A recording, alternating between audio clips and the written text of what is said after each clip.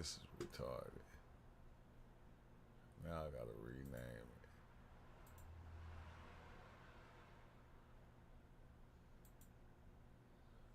it. Dang. This thing is always doing something.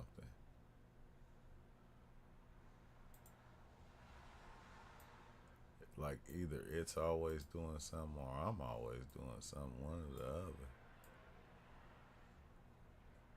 It's one or the other.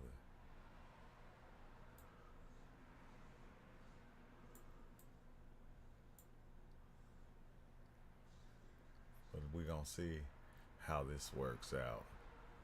Either way it go. Let me set up my YouTube real fast.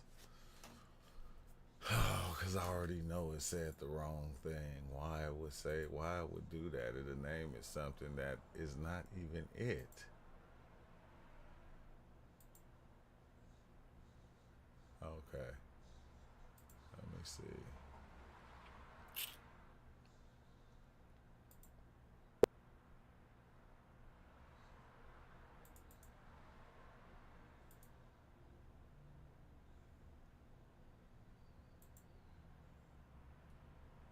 Okie doke. Yeah, we good. We good.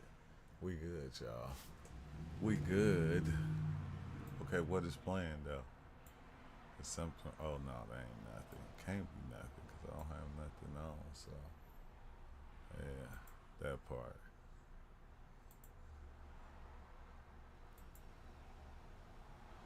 I'm just gonna set that right there real fast, just in case I pull somebody in, because I don't know. I don't know if I'm gonna pull somebody in or not, depending on who's here, who is who. But today I was kind of just chilling.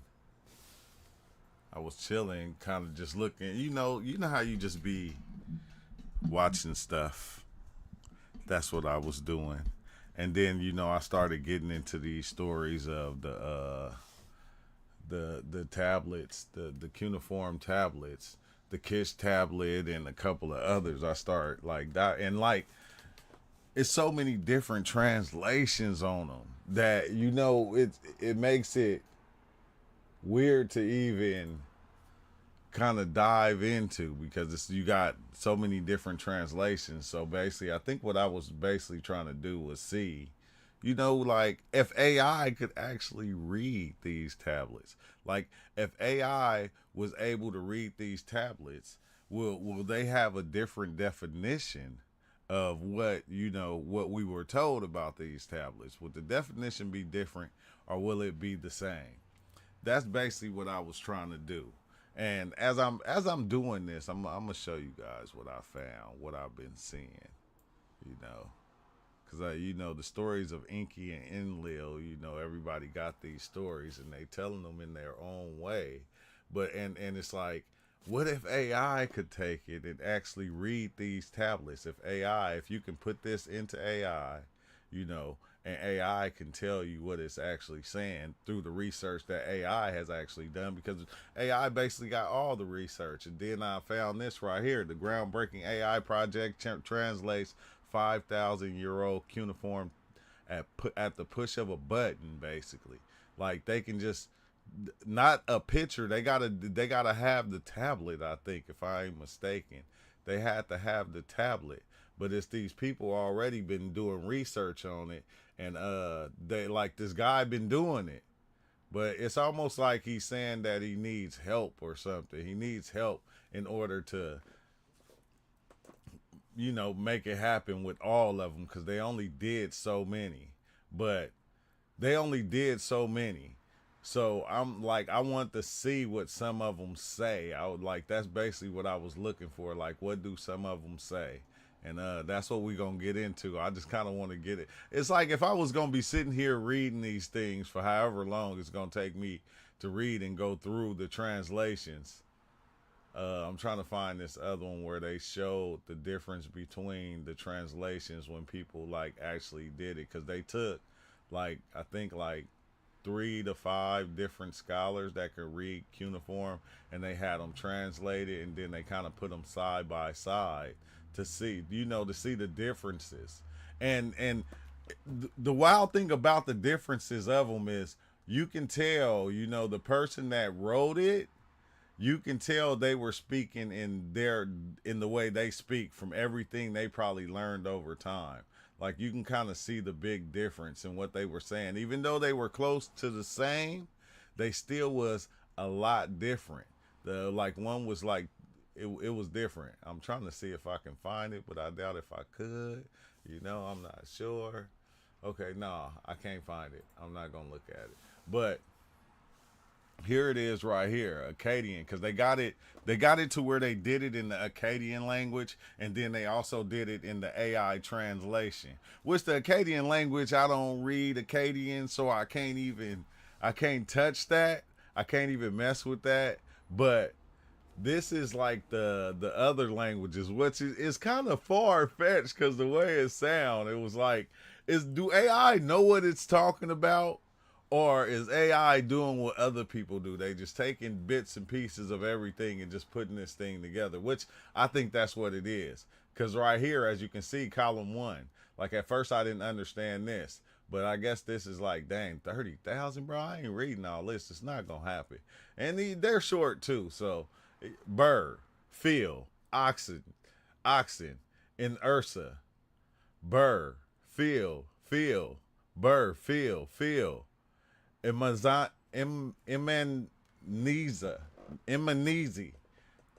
and it's a okay, got in now king of the universe, his statue stood before Ishtar.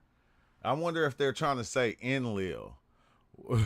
Oh, thanks, bro. I just made this house just today. I just downloaded it so I can use it for my background. So thank you. But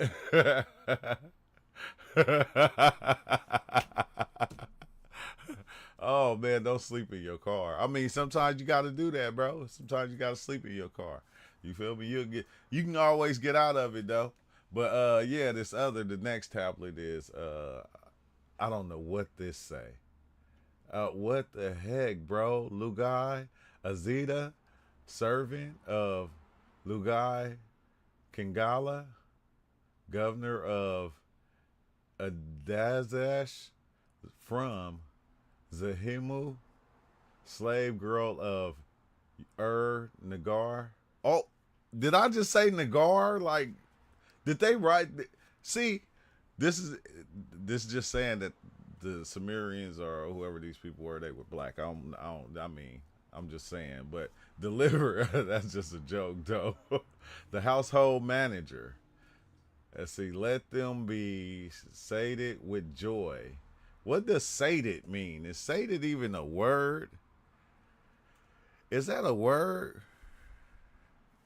He said, had you going for a second, huh? Yeah, you had me going for a whole minute. But let's see. Administrative tablet. Minas. This is the AI translation. Shekels of gold. I thought it was going to say smeckles. Smeckles of gold. Smeckles of gold. Minas, and let's see. Shirk, Adakai, Mimas, Ashrek. What the heck, bro? You could. Is this what AI translated? Like, these are not. I don't think these are words, right? Talent, less, 2 3/4. Let's see. Mimas of gold for 240 months of ER. It's like, okay, is this something like a tax or something somebody got to pay? That's what it sound like to me. It sound like somebody got to pay a tax or something. Like they got to pay so much gold. I don't know what the heck that means. 12 gur, Burig barley, with the hand of beer. Gur, barring, barley, with the hand of Amir. Gur, Barig, barley, with the hand of malt. Is they saying malt liquor? Or because I'm just saying it points to the same thing I was saying. Malt liquor, extra. Gur barley. What do gur mean? Is gur even a word? Hold on, let me see. What is this? Gur, a branch of. Why I keep throwing this word out there though? A branch of Niger. I'm gonna say Niger. Okay, Niger. Congo family of languages spoken in parts of West Africa and including more. Okay, all right. So it's an African language. Okay, I get that. I can see that. I can see that. I can see that. That's wild. That's even wild to think about. But okay. And then let's see. Where's we at? I had to slide that over. But we already know YouTube is here. But let's go to this next one. See, administrative tablet. Overseas. Oh wait, verse. My bad. Let's see. Bearing band qua of barley. Foreman. Maranum of Mash Shaku priest. Okay, what is that? What is Mashaku priest? We ain't even gonna type it. We just gonna copy it real fast, and then I'm gonna post this thing in Google. What the heck is that? Is that like a type of priest? Is that the copy paste method around this thing? Okay, I see. Foreman. I know it's a priest. Certified letter getting really. World Monument Code of what the heck, bro? Bearing out to be ordained Catholic priest. Is it? I hope it's not a Catholic priest or something like that. That is trippy. That is trippy. I wanted to get into more telling stories. Like get into like more of telling stories of what was going on at that time. Helium, son of Bashantim, God, shepherd, son of Arkuku, huh? Arkuku, Tab Siga, Ishma, Elim, the overseer, man of Shu Ishtar, the what the heck, bro? So these tablets must have been like in pieces or something. Because like for one, I can't understand this right here. I don't read Akkadian. This don't even look like it's a language because it's not the word. It's these are not words. These are not words, so I'm not getting that. These don't look like words to be translated to where you can even read. Take out the word priest. Oh, okay, let me see.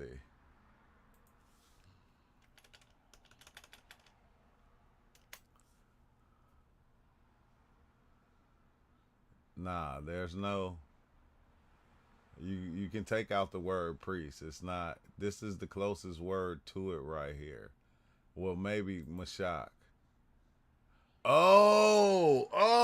Okay. So okay, maybe, bro, you was right. Look, maybe, yeah, the first word, yeah, but yeah, like you took that out. Sure, now I don't know. This is it right here. I guess it's the bagpipe found in northern India, or it could be. Wait, let me see. Let me see this other way they spelled it. Nah, it's not that. It might be the bagpipe. I don't know, but it's something crazy. Balagdi in the house of Balagdi, woman, Tuka'an, Lil, what that say? E? Dan, scribe of the city, Ida Elam, the household manager, Elam, son of Belly Du Usher, Shoe Mama, Shoe Mama. What do the heck, bro? How did they even do this? Column one, column two.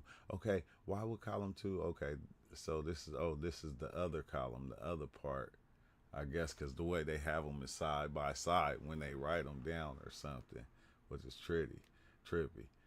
I want to read. I want to get to something to where it's telling the story because you hear all these different stories of the Anunnaki and stuff like that. It's like, okay, where is they getting all that from? So let's go further. Let's see. Brought the field Gukulu. He brought the field of Bazi. A field of bloom brought down. he removed and he went to the presence of the mayor. The mayor he imposed on him, and the Amorite he sent him, and the field returned. What? Look, were they just like writing down anything? Like you, like, cause I could write, so I'm gonna write down anything. He went, okay, he went to the field, he came back. I'm talking about the mayor. The mayor, he imposed on him, and the Amorite, he sent him. It's like it's undone. Like this is crazy. So where are they getting all these stories from? Your servant. Okay, keep going. We want some longer stuff. I want a long after the barley of go Indina from the slave Shara. See year what's he erected? Whoa, wait, hold on. Erected mouth. Wait, hold on. We're gonna skip that. We're gonna skip past that one. 30 gur of barley, 20 mimas of wool, 4 sheaves of oil, the royal gift, son of Ninashur, the weaves from the governor of Gershu, booked out under seal of vizier year. Wait, okay, so basically, is this what they got to give the king? Like the royal gift, basically. Son of so this was like a royal gift that was given to probably the king or something. I don't know. That is weird, bro. That's weird. Strong king, king of king of the 4 quarters. Is his servant. Nana Vizier is his servant. Okay, but what are you talking about? The table of Marduk. Okay. The I gotta hold my glasses up like this. The Namhartu offering, the property of Adin Ishtar, the property of Erisha, the overseer of the 5th property, the property of Shemesh, Adu, I wonder is it like naming properties or something, bro? What the heck? The mouth of Dooku, the day of the year of which throne. What I'm wondering, what is it naming, bro? It's like it's naming like different stuff that people got or what they own or something.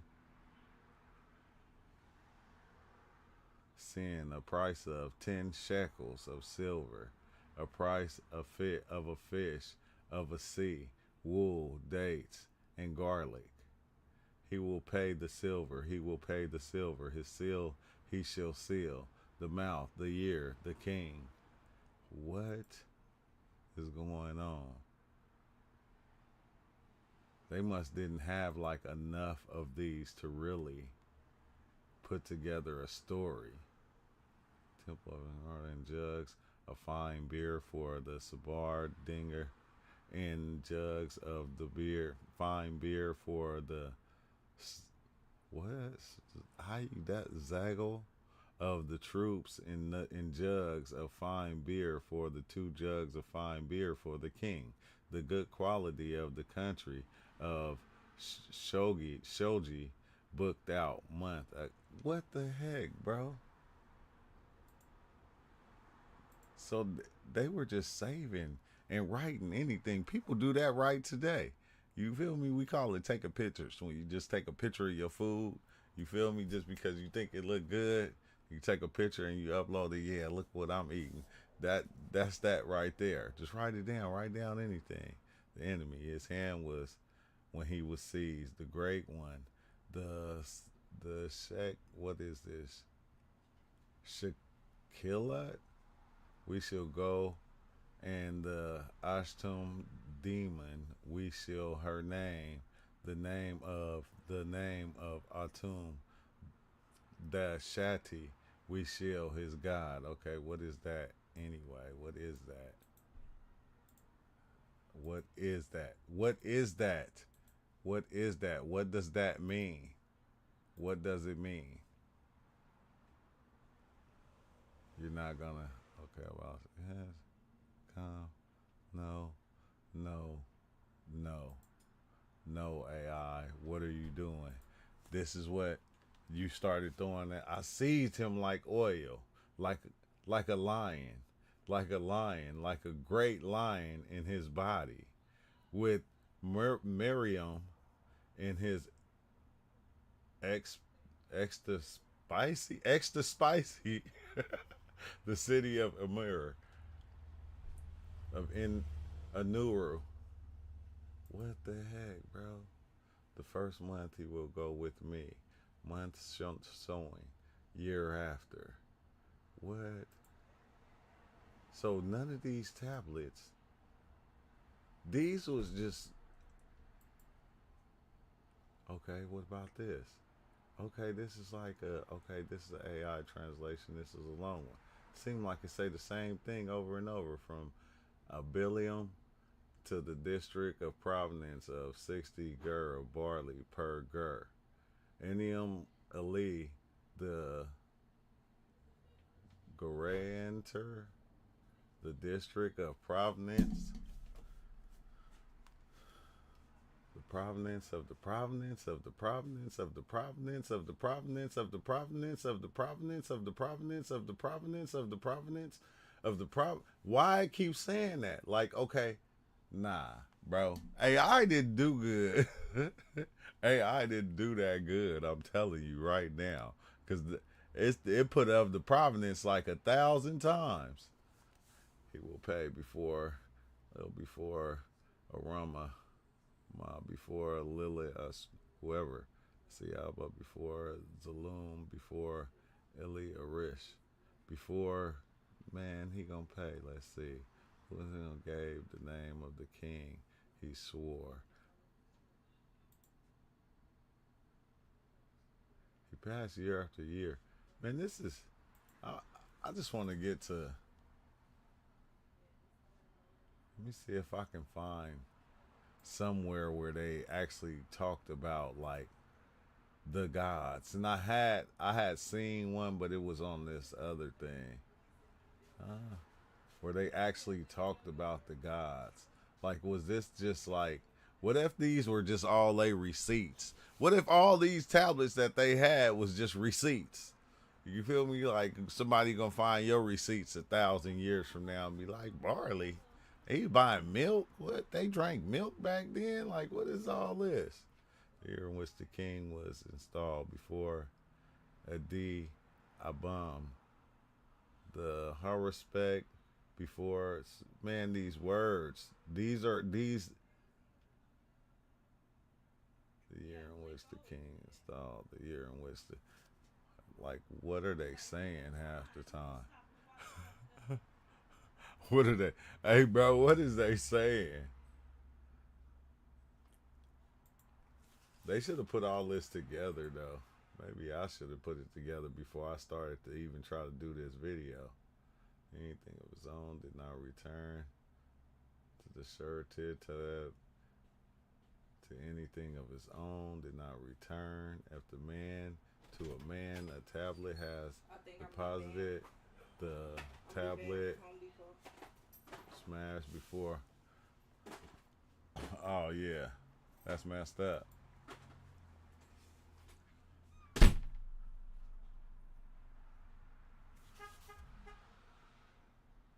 Here go Marduk though, taken from the has not received the meal from within. Oh dang, 857 BC. Is that actually saying the year that this has happened? I wonder if they even did that. Oh, okay. Wait, no, I thought that said defendant. That said descendant of Elia voluntarily sealed and gave Kalba, his slave, a gift to a son. Orchards and date palms are to be cut in the Kadurti district in 50 hectares of the house. The share of Shula with brothers is divided and sealed with Kalba. Should a claim concerning, wait, one beer, Sutu or beer, A cup arise. Shulu will pay it to Kaba.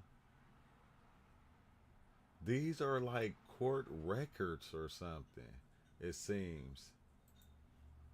What if that's what it is? They until offerings mouth one. They, how would they even store this? Oh, I can see they record room right now. A billion tablets. You feel me? You gotta when you go in the records room, you be the last one that want to go in there and go and grab a 10, 15 pound tablet several times back and forth trying to look at what happened at the last court date. That would be crazy. Shekels of silver to yield his hand of this first year of Cambyses, king of Babylon, son of Koresh, has received the form of. Each has taken one copy. Oh my God, bro. Switch until the end of the month of the first year of King of Babylon. What? The king of, oh, Cambuzi? Okay, wait. Let me see. Let me see if I can find that.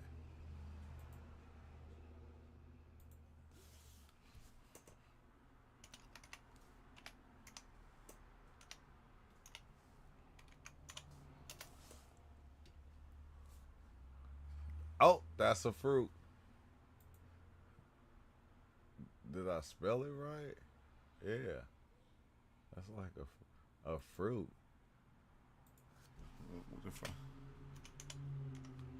What if I put king? King of Babylon. What if I do that? What the hell did I just? What? Yeah, What? I killed the guy. I killed the best dude in the server by accident. For reals? Yeah, he kept coming after me every You single knocked time. him down? No, I literally Spell killed him in the Babylon strongest. all wrong. I killed him in Sorcerer Battlegrounds. Like, yeah, look, basically, he had freaking 100 and 317 Oh, there go the human translation, kills. though. I got to see that. He had 317 kills. Yeah. And then, but the amount of kills he actually had was 1,674. Oh, wow. And you beat him, though? I only had 370. And you beat him? Yes. Look, this is all you see. Everybody just watching as I use my ult.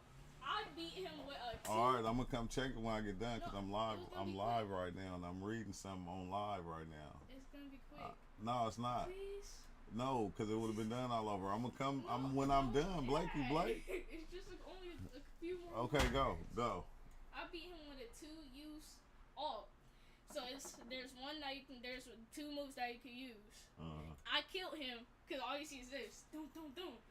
Down slam. Hit him with the spikes. And I don't know if it looked like that though. I hit him with a down slam. Hit him with the spikes. Just that last move killed him.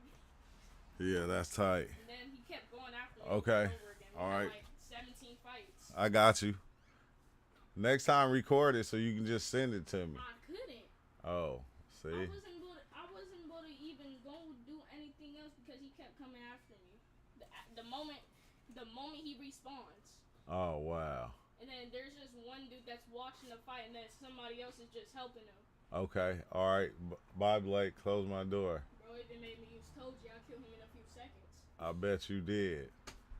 They got it kind of close though, cause I guess this the English writing right here on the side, and this said half a shekel of silver in yield has prebend of the first year of Cambyses, king of Babylon, son of Koresh. It say 20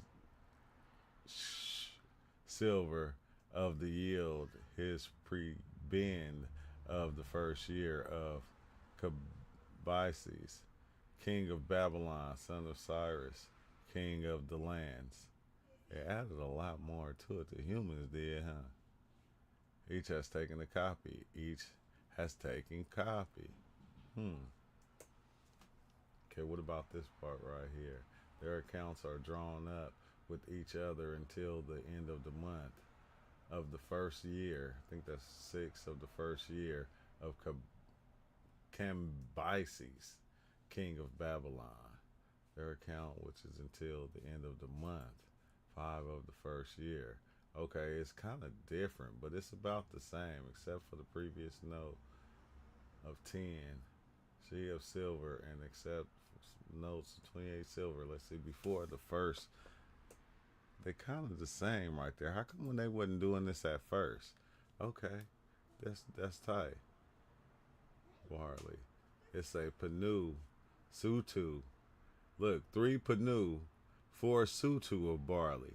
The price of good beer for the meal of Nabi, which Nabi, whatever his name is, has received from Marduk.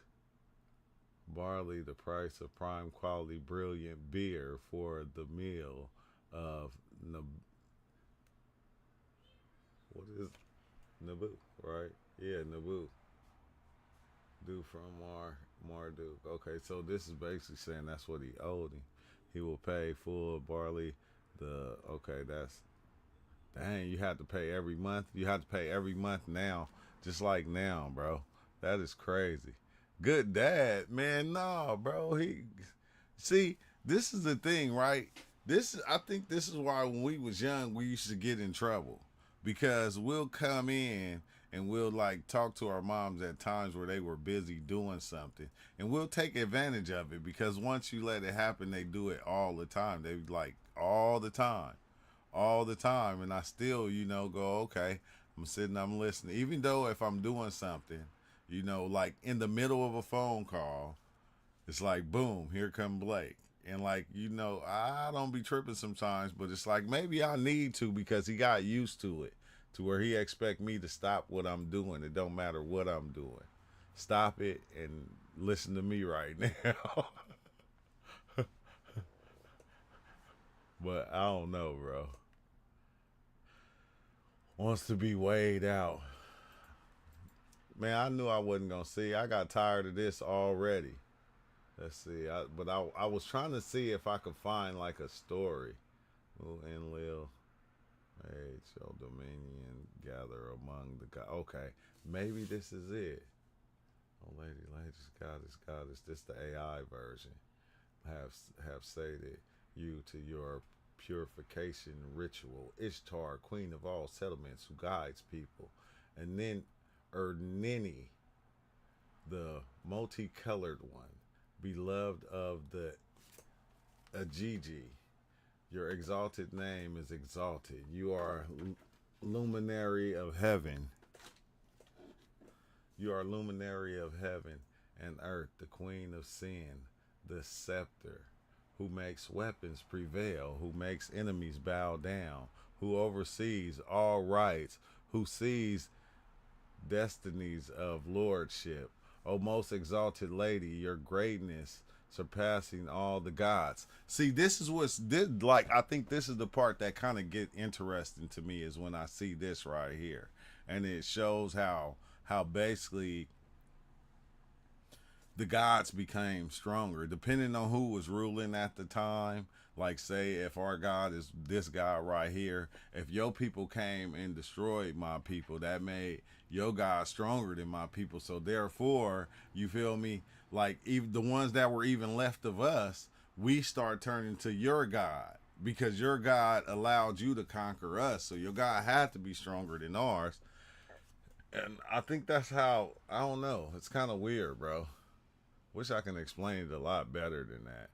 Makes weapons prevail, but like she's saying it right here, this is the God that do all these things, make the weapons, wins and sees destinies of lordship. O most exalted lady, your greatness surpassing all the gods, the star of abundance who makes the brothers rejoice. They have been given, they have been seized. The lady who opens the door, the one who breaks open my door. Goshea, and the two Quantu demon, who is the trap of the mountain range, the countless people, the verdict, the decision of the underworld and the heart heavens, the way. It said the verdict, The verdict, like basically the controller of the underworld and the heavens. What the heck? Like countless of people, the visor of shrines, the wise and pious. He entrusted you with the supplications. Where are you not? Where are you not? Meaning that God is everywhere. I have not been able to make your plans. I have not been able to make your throne, to lay your throne. The land is not great. The land is not exalted. Oh dang. A new Enlil, and I and A made your domain greater among the gods. I have made you dwell in totality of the Ajiji. I have made you stand in your place for the supplication of your name. Heaven and earth rejoice. The gods will be sated. They will say with joy, your great name is praiseworthy. People are praiseworthy. You are great. You are great and exalted. All the black headed people whose limbs are swollen, whose men are swollen, your warriors, you have given the verdict of the people's truth and rejoice. You are able to gasp limbs and the head. You keep the day in good health. This is like crazy because this is the same thing that people say today. It's like it's no different. It's like this is the same way people praise today. That's like, which is crazy. It's not crazy. It's understandable. Your your Ahulaku festival, Lady Emma, has Blake going off on the game right now. Come here talking about how he was beating somebody up and they in there putting hands on him. He get hot. I am your survivor. I am not your lady. I am your feet. I am your limbs. I am your limbs. Your your Ahulaku festival, lady of battle. All of them. You are a battle. The supplication, the apprehension of the Ajiji, the one who binds Sabsutu gods. What the heck is Sabsutu? I don't even want to look. The one who was able to default of them, defeat all of them. The ruler who is emerged with the scepter of kings. The one who opens the doorway of all the girls. The one, dang man, he sound like Drake or something. The one who opens up the doorway of all the girls. Who is it? Enraged. Who is enraged? Great Ishtar, your warrior.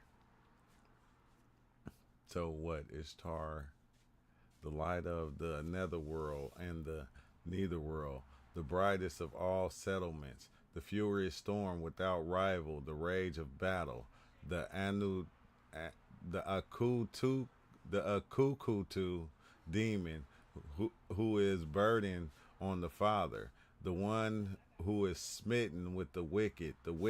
So basically that like to me it seemed like it was saying like, okay, the God, that God right there that opposes evil becomes evil against the ones that go against it.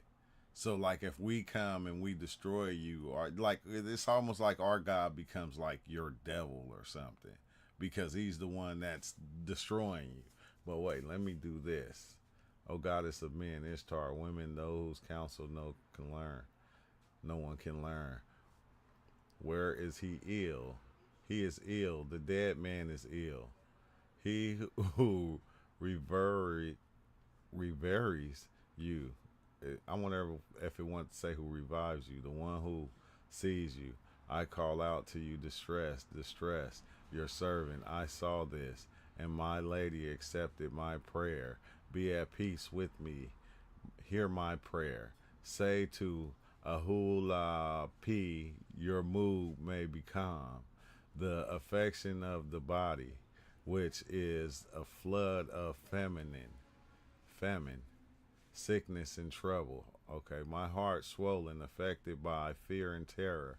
I have I have sworn by the command of my supplications, my prayers, and my prayers and my prayers. The shattered limbs of my house, which affected the limbs, my slander, which has slighted me, has slighted my life. It almost seemed like something from from the Bible. I hate to say it, but I gotta lift up to see this one. I beseech you. Let's see. I beseech you, old lady. This is Rainier, Erica, and Guntir Guntierbach. Hence G, this is day translation. Ishtar, queen of all habitations, who guides humankind. All right, Ishtar, queen of all. Okay, I'm Arenemy, Arenini, Ernini, or something like that. You are noble, great among Ajiji, multicolored one. Okay, your might. You are solving exalted names. Let's see your exalted name. That's close. That's pretty close. Who gathers all the rights and wears the crown of lordship. Who oversees all rights. Who sees the destinies. Okay, they pretty close though. That's pretty close. Okay, let's see. The plot, evil things against me, though lies the in- inconsistencies, and with the lies and injustices conceive evil things against me. My shepherd and my Lord are constantly praiseworthy of me. My prosecutors and ill wishers rampage against me. May my dang, she better keep going outside. May my lady go as long as my lady is alive. How long, my lady, will morons and weaklings defeat me? I am a raging lion. I am a raging lion. The weird moved ahead while lit. I bring up the rear.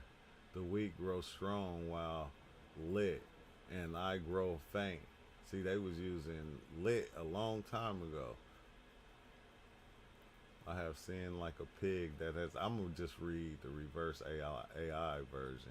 I have sinned like a pig and has been smashed with a cursed person. He has sinned. He has sinned.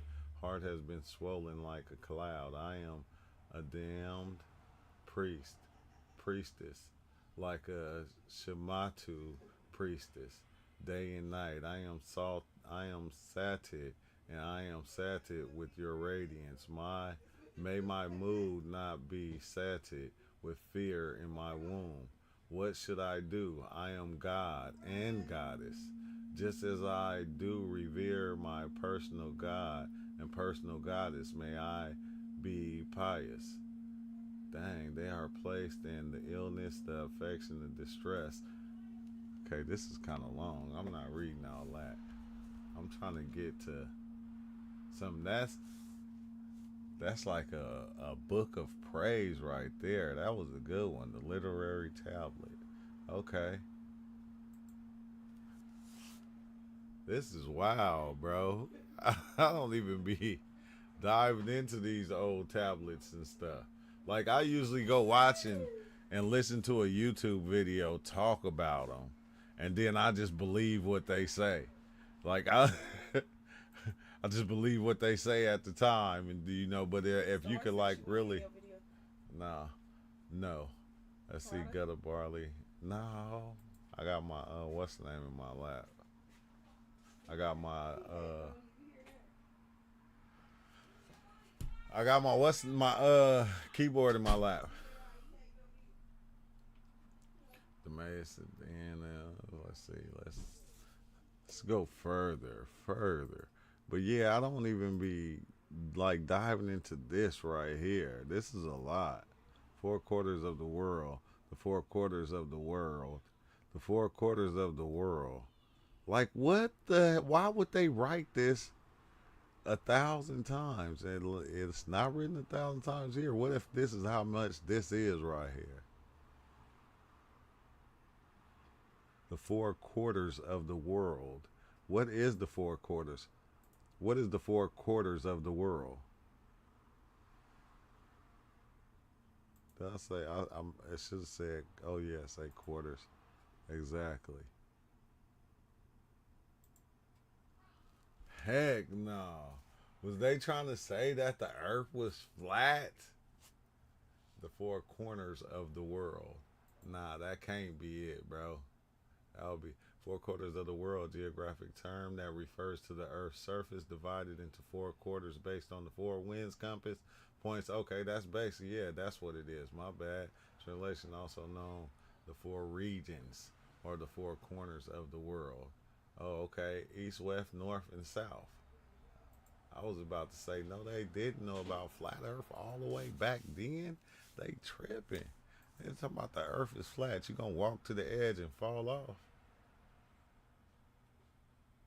or fly a plane over the edge and do a U-turn, huh? Once you get out there into the blackness, hurry up, and turn that plane around. My brother, a brother, a brother, a brother, a brother. There is my. See, he's like, no, man. Return will be seized. Oh yeah, he's saying if you come back, he gonna be arrested or something. Oh, father, female slaves. Oh yeah, yeah. No. So is they saying they was trading slaves? Mother without father. Total 13. Female slaves 6. Children 2. Daughters 27. Oxen 2. Cowherds 2. Cowherds. Less. 2 less. Donkeys in Judah 1. Dang. That is wild. Mother without father. You got 13 mothers without a father. Is they working for this dude or something? Female slaves in arrest. Total 10. Female, like, this is crazy because it's like, it's almost like they were taking notes on different things that they were doing and they were saving these notes. You feel me? So you couldn't come back and say, receipts. They had receipts way back when. That is crazy, bro. They just had receipts. They had them with some heavy receipts though. You think about it. Them with some heavy receipts, straight up. Let's see. I ain't gonna be able to go through all these though. I guarantee you. I want to get somewhere to where they kind of talking about God and not just keeping count on they barley and gur and sheep and all these different things. It's the what if this was the government keeping track of all their stuff so they know what they got? You feel me? Like they've been running the same program for so long. I guarantee you. Many goats. Oh, nanny goats. Nanny goats. Nanny goats. A female ooze. Nanny goats. Okay, barley, all that stuff. I'd be kind of mad, I'm trying to get these translations to see how they lived back then, and then I'm just getting receipts. Oh, Walmart receipts. Uh, you got Walmart receipts. You got Food for Less, Save Mart receipts, Smart and Final receipts. You feel me? See, these are the people that just threw their receipts down. 2 cur of barley. Barley. We're going to keep going. I'm going to just keep going till I get to something. It doesn't even matter. And if I don't get to nothing, I'm about to just jump into a whole new topic. But I have to go see this, though. I think AI is different right now. Like if they use AI for the right thing, they can make another rocket ship to go to space. Like right now. They gonna get to that. It's wild because when you go back and you even watch a lot of the old movies and hear them talking to AI in them old movies, it'll have you dying laughing. Now the truth is, our lowland head of an ox, donkey, shekels of bronze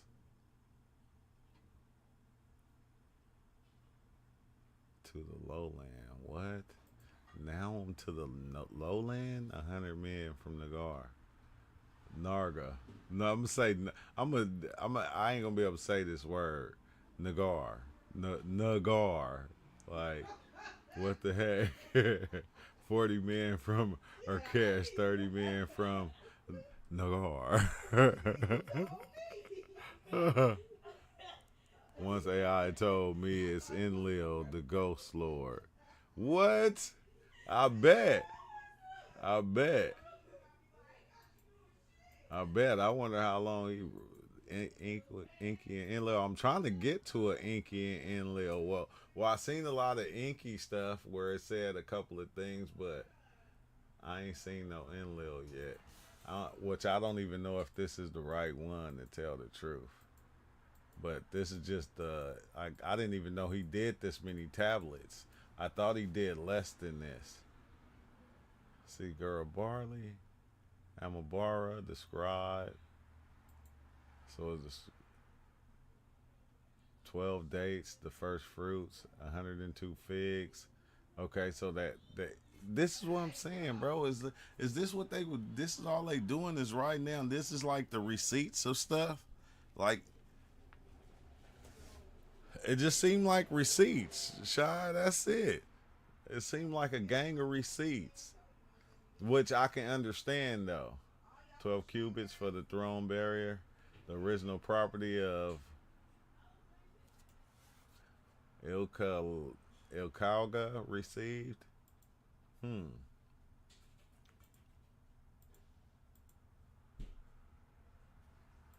wonder if I search. Let me see.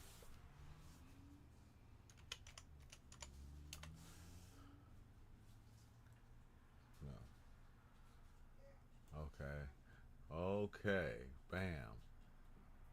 Old Babylon. Okay, I searched Enki. Let's see what this thing say. Lord of supreme power, who loves heaven and earth, who loves Father Enki, who gives birth to oxen, who gives birth to the great wild bull, who loves great mountain, beloved of Enlil, who loves holy and king, who makes the mess tree of the Abzu stand out from all the lands, who stands in the tower of Aridu, whose canopy is heaven and earth, who makes forest and wine in the land disappear. Oh, wow. Who makes forest and wine of the land disappear. Who is Enki, Lord of abundance, the Anu gods, Nudumid, Nadimud, Nadimud, the sage of the Incure, who stands in the heaven and earth, who stands in the Azu, the supreme one from the Abzu, who is great light of heaven and earth, who is light heaven and earth, who is Lord, who has given birth to Lulam. In the midst of the mountains, a person who does not enter in the midst of the country like a reed, how your eyes were fixed. The day was long, the mouth was long, the month was long, the month was long, the year was long, the day was long, the year was long, the decision was given, the decision was made, the day was long. Father Enki, the people, the day was long, your king.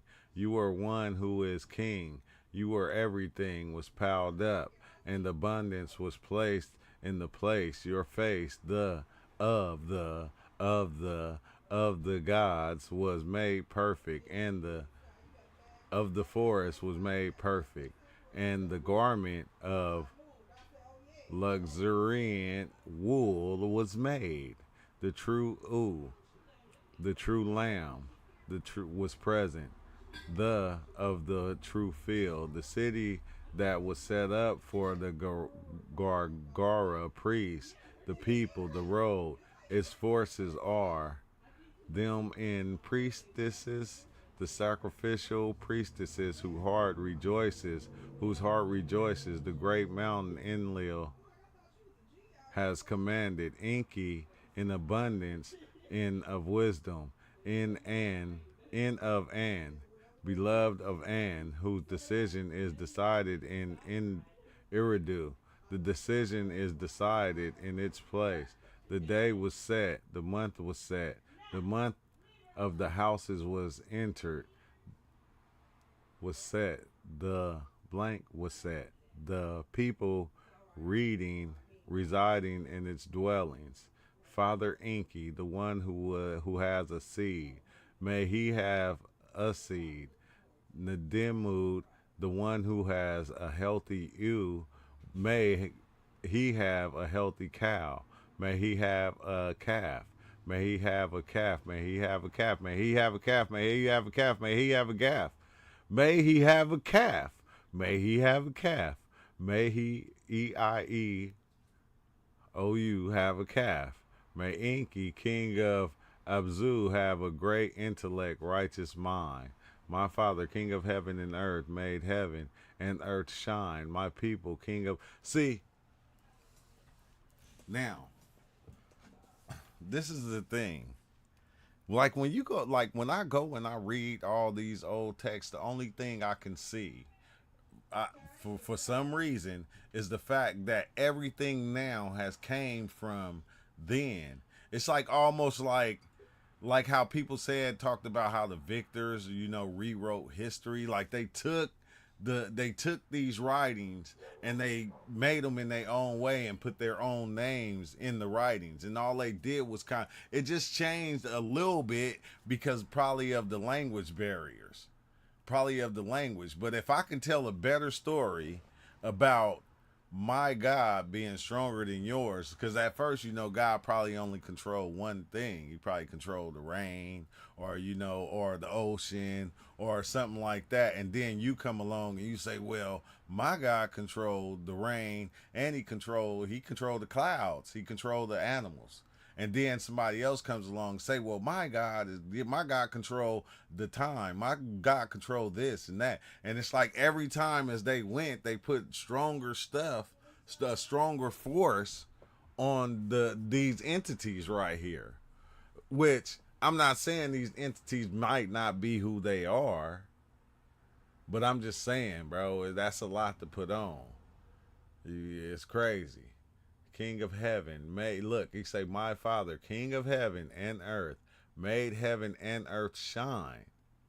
Like, Enlil did this. King of the lands, he smote me. Why would he smote you? He smote me and incur a great destiny. I am true fire of the great elm. I am the firstborn child of heaven. I am the great storm of earth. I am the great Lord of the land. I am the great Gagal priest of the shrines. I am the father of the lands. I am the great brother of the gods. I am the one who makes abundance abundant. I am the one who makes the seal of heaven and earth. I am the one who makes the scepter of the lands. I am the one who makes the king of the universe stand at the dials of heaven and earth. I am the one who makes the scepter of the land stand at the dials of heaven and earth. So Enlil, when you are to be seen in the netherworld, you are to be judged by the fate. You are to be judged by the fate when you are to be seen in the place of the future. Nintur, you are the righteous one. You are Ninhursaga. You are the good one. You are the one is pleasing to Anu. You are the firstborn of An. So An, I wonder if this was like the first woman or something, the godded woman. You are the one who has risen up to the lordship. You are the great prince who has risen up to the kingship. You are the one who has risen up to Anuna. You are the one who has risen up to the Aspri priest, the Lord of greatness, standing at the right side, descending decisions. Enki is one who has risen up to the kingship. Whoa, bro, this is wow. This is a lot for me. This is trippy. Enki, king of. Oh, see, I should have took it and put it in what's the name? Enki, king of Abzu, the great wild bull, the true Nakurku demon, is in priest. I am in priest. I am the one who speaks the truth. I am the one who goes up to head. I am the one who goes up to its head. I am the one who makes the sheepfold grow. I am the one who makes the goats grow. I am. See, like today, right? Like somebody like say if it was like let's say if you was trying to get into a certain job, right? And you were able to talk to who you would call the boss, or the person running the job, and they tell you like all these things, like I'm the one who keep this place going, I'm the one who do this in this place, I'm the one like that's what it would be kind of be like with this. Like with me, the way I'm looking at it is like, if I'm telling you that the one that controls everything that's going on, this is he control all this, and like I'm the only one who can actually go to him and help you through anything or get you what you need or whatever, you feel me? Like that's what it almost sounds like to me, which is kind of weird, but it makes sense though. It makes sense. It makes sense. It's so crazy. It just makes sense. Cause look, Enki, king of the great bull, the true. Yeah, look, I am. So he's basically like he the priest. Some of this stuff just goes over and over. The great march, the place chosen by the heart. Its forces are to be surrounded. They are to be surrounded. They are to be surrounded. The wooden scepter is to be surrounded. They are to be sounded. I'm talking about surrounded. The wooden scepter is to be sounded. They are to be sounded. The canals are to be sounded. The boat, garden scepter, sounded. Enki, I am the captain of the boat of Abzu. I am the captain, Enki. I am in priestess of the land. I am in priestess of the fates. I am in priestess of the land. I am in priestess of the fates. I am in priestess of the land. Why would it say it 10 times though?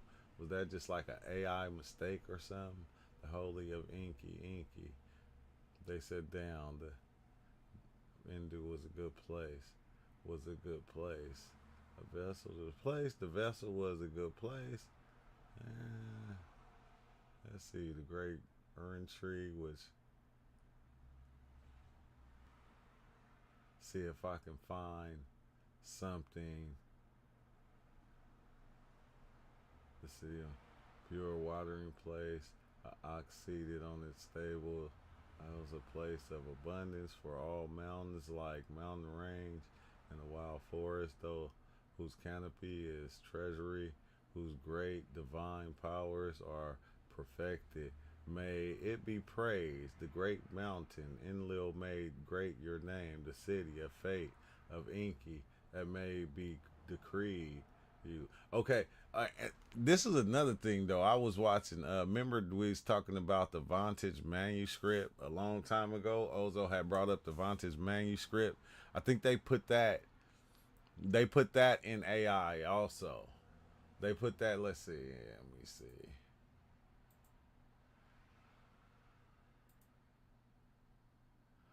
The Voynich manuscript translated by AI.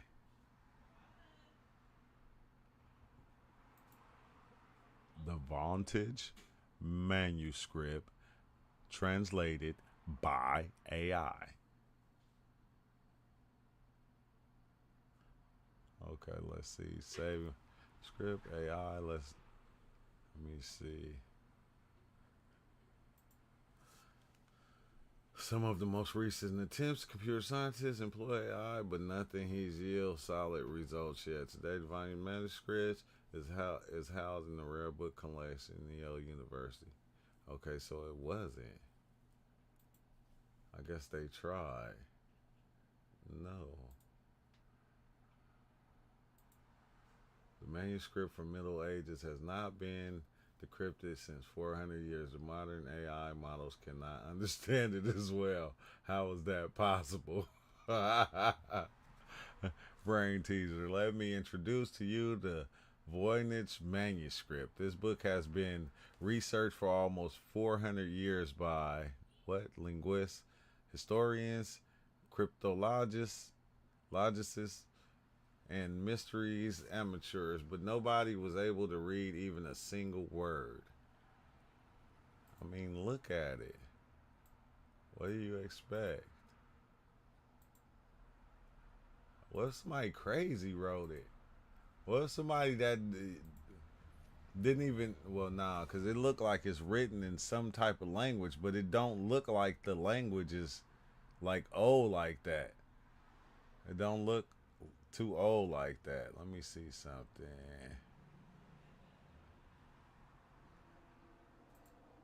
Okay, I'm gonna have to go back.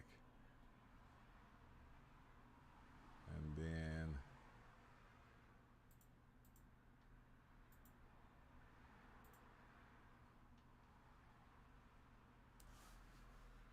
see what else I can find on this thing right here.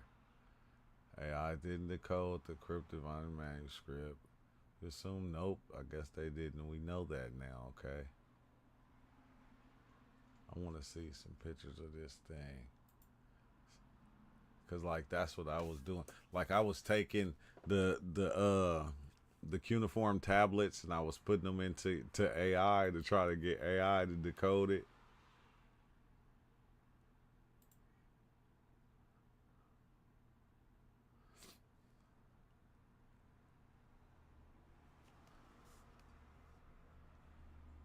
Yeah, those don't even look like words. I don't even know what the heck that look like. What is that? Like what type of writing would that even be? They was drawing a lot of naked people. It seemed like what if it was like a cult? You feel me? That came up with their own language and everything. You feel me? Because it's a book. So it ain't that old. That's what I can't understand. Why they can't decode it if it's not that old. It's a book. It's not like it's not written in stone. It's written on a book. Like, come on now. That is written on a book. That shouldn't even be a thing. Y'all should at least be able to, dang, whoever did it though, they did a damn good job. How come I can't see that full picture of that? I want to see that in full swing. How come I can't make that big right there? Because some of the stuff that was inside that book, it was like crazy. It was deep. It was crazy. I think Ozo turned me on to this book. Because they even showed like people being born from like plants and different things of that nature. But look, it looked like it was naming all different types of plants. Almost. But how you can't decode that? Look at that. That just looks so weird. It's so weird. Some Charles Manson great grandfather had drew up.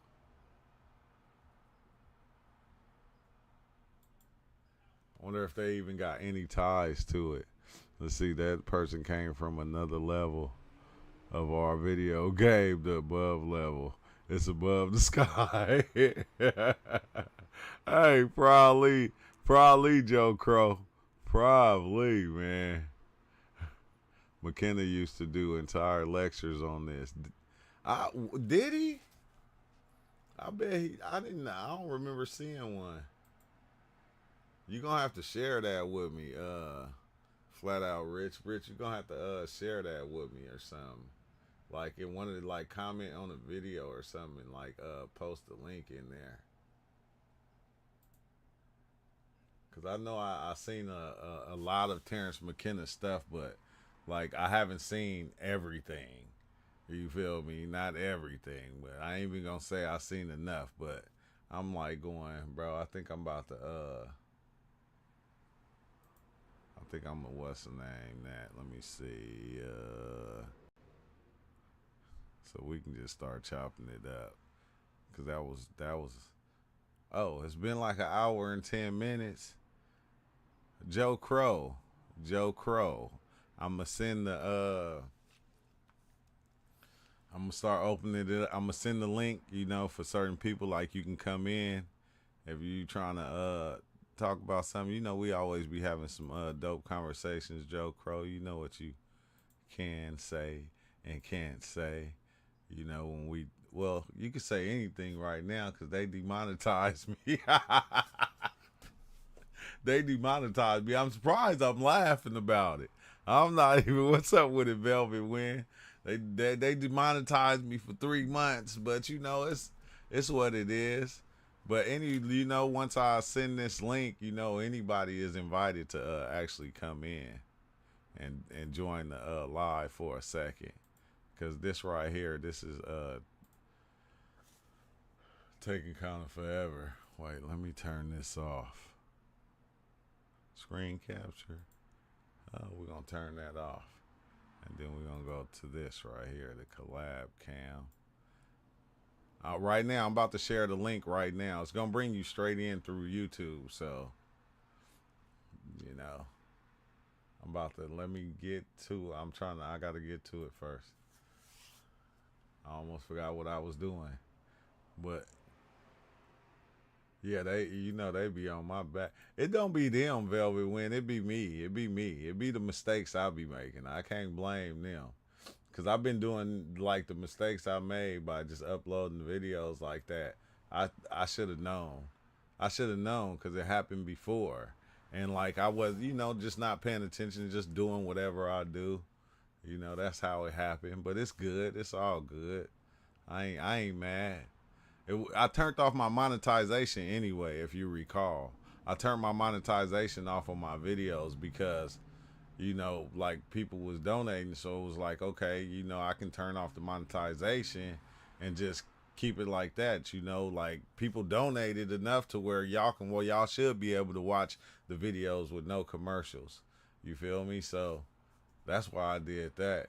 And I'm just not gonna turn it on. Like even when it come back, I'm still not gonna use it. I probably use it like, to do merch and stuff like that, but I'm not gonna have it on the videos no more. Like that is over. So then I don't gotta ever worry about getting in trouble. I don't even gotta worry about, wait, hold on, let me turn on my headphones first. Cause I been did this. And then it not wanna let me hear like last time. But this the link right here. Bam. And then I'll pin it so it can kind of fluctuate, can go back and forth. Let me hit my coffee.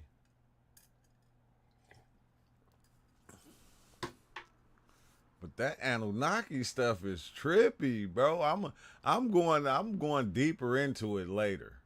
You feel me? I'm gonna go deeper into it later. It's just kind of hard for me to read because I gotta hold my glasses all the way up here just to be able to see the words. What's up? You wanna know why I always use sorcery killer? Why? Bro, I can break literal domains, Dad. For reals? Yes. Break domains? Like all my boy gotta do is you just gotta use the third move. And that'll break anybody's domain. Oh dang, hold on, give me 1 second, y'all. Yeah. Like, look. I see it's a call.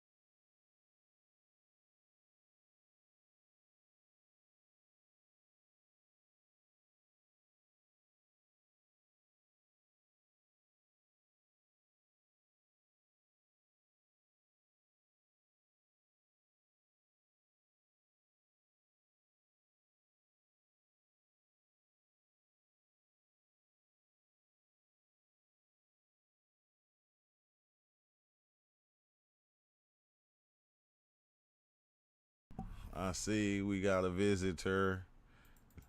We have a visitor, Joe Crow, you guys. Can you hear me?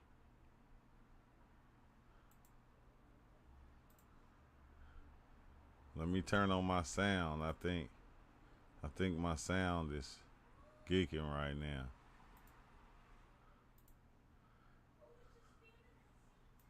Give me 1 minute, Crow. How they say, give me 1 minute, Crody. Let's see, properties. Hey, man. This is the only thing I'll be tripping off with this. Is the fact. Here, let me unplug this shit. Move this keyboard out the way.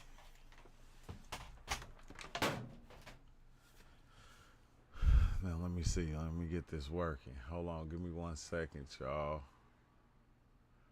Oh, let me pin this too, so if anybody trying to join,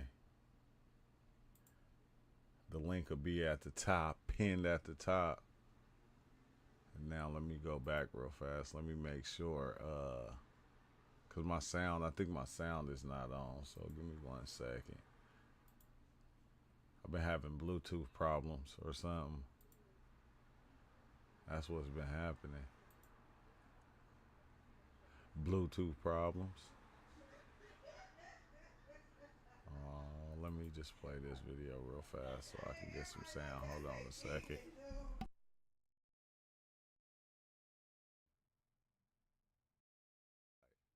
highlight the messages.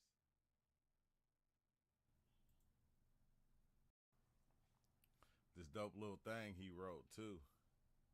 This dope little poem he wrote. I'm gonna have to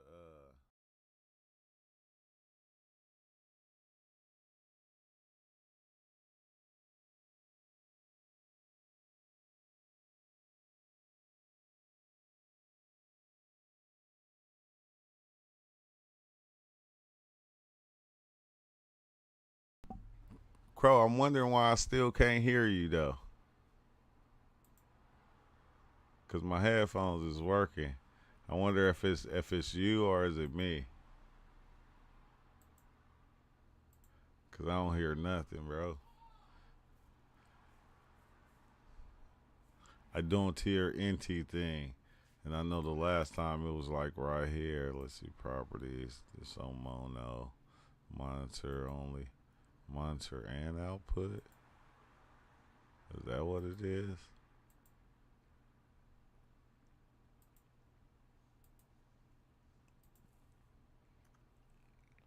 I don't hear you, Crow. You're gonna have to probably go out and come back in.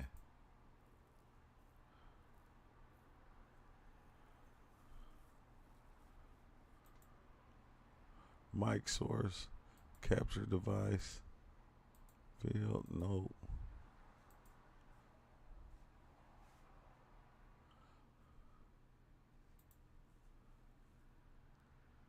Yeah, you gotta go out and come back in. I don't know. I was trying to come in. It said server not lit. What? No, oh no. No, you was there. I could see you. I was able to see you on the screen, bro. I was able to see you when you came in. I just couldn't hear you. That was it. So I thought my headphones was tripping because I couldn't hear you. But it couldn't have been that because I didn't even see no sound playing through if you was talking. Well, if you was talking, so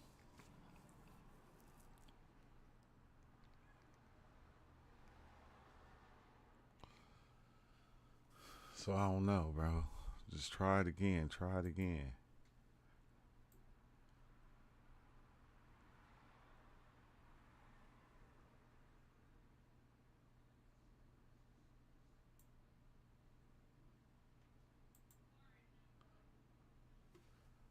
Yeah, try to see if you can try one more time. Oh, do you have to add me? Try again. Yeah, I did. That's what I did. I added you. Like I can see as soon as you pop in, see I see you right there. Bam. Show on stream. See, I got you on the stream. Okay, so yeah, you working now. You working. You work. You good. You good. I just my headphones. Hold on. My headphones just can't hear you. Go on stream. See, I hear you though. It's just for some reason it's playing through my other my other audio. But what's up with you though, Crow? Can you hear me?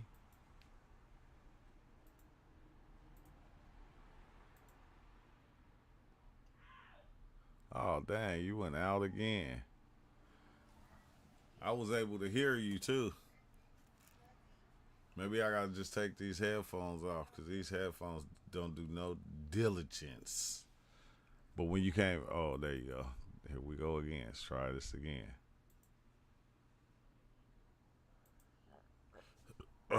Yeah, can you hear me? I can hear something,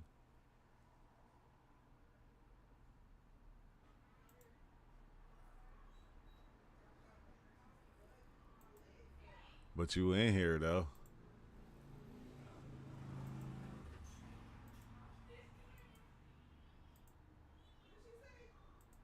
Yeah, see, I see you and everything. Can you hear me though? Shake your head if you can hear me. Shake your head, yeah. But you not. Are you talking?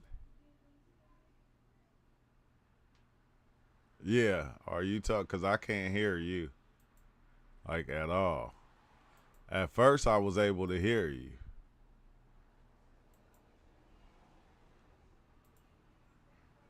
Yeah, at first I was able to hear you. I don't know what happened.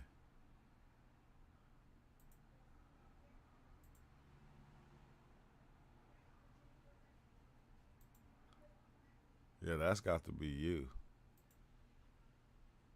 Oh, yeah, because all my stuff is connected perfectly. Can you hear me at all? Oh, there you go. Yeah, there you go. Yeah, I don't know. Yeah, it kept. Yeah, what happened? Man, don't tell me I gotta have these headphones on just to hear you, cause you was just working just now.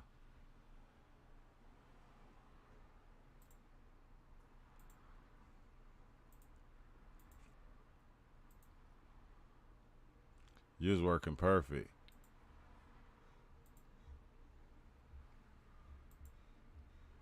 Yeah. And then how come I see your video output? Yeah, you locked up again, bro. This is not cool.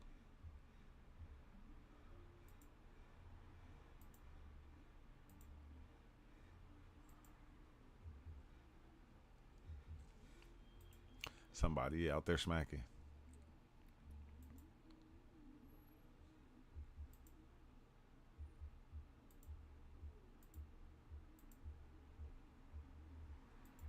Hey, hey.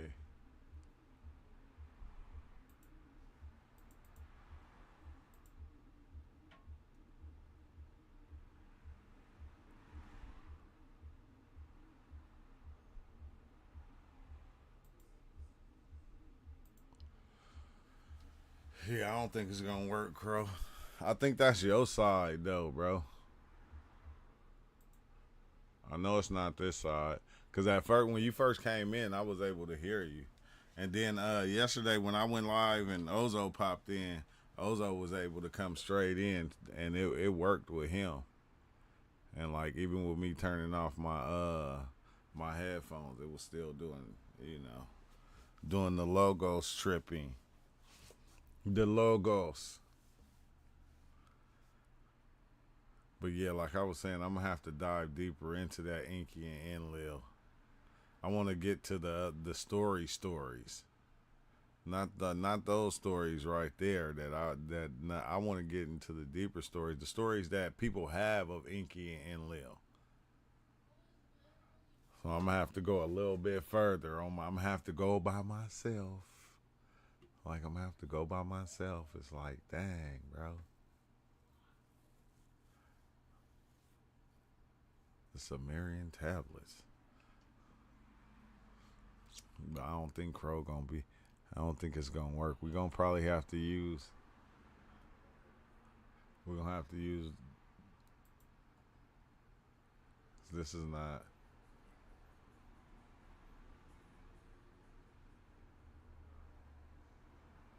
It's not cool.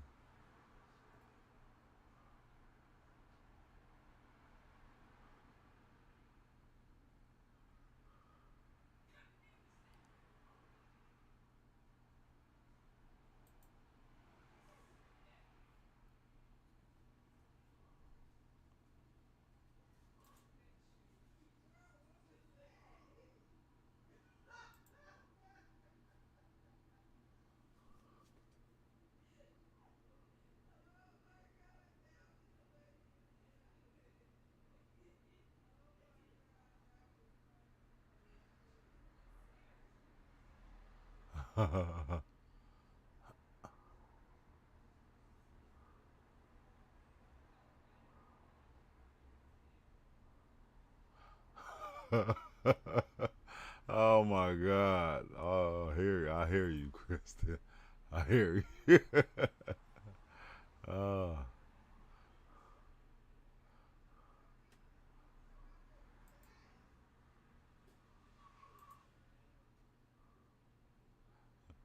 Kristen, I ain't been in. Dang, that is right. I ain't been in Discord in a minute. Dang, I ain't even been on Discord in a minute. I ain't even cool.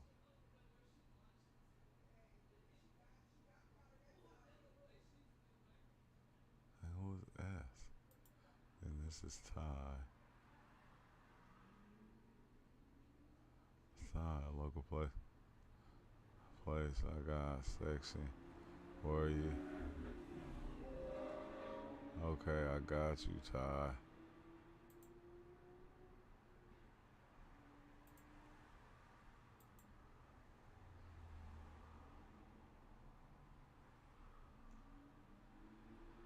I'm gonna have to save that, just Ty.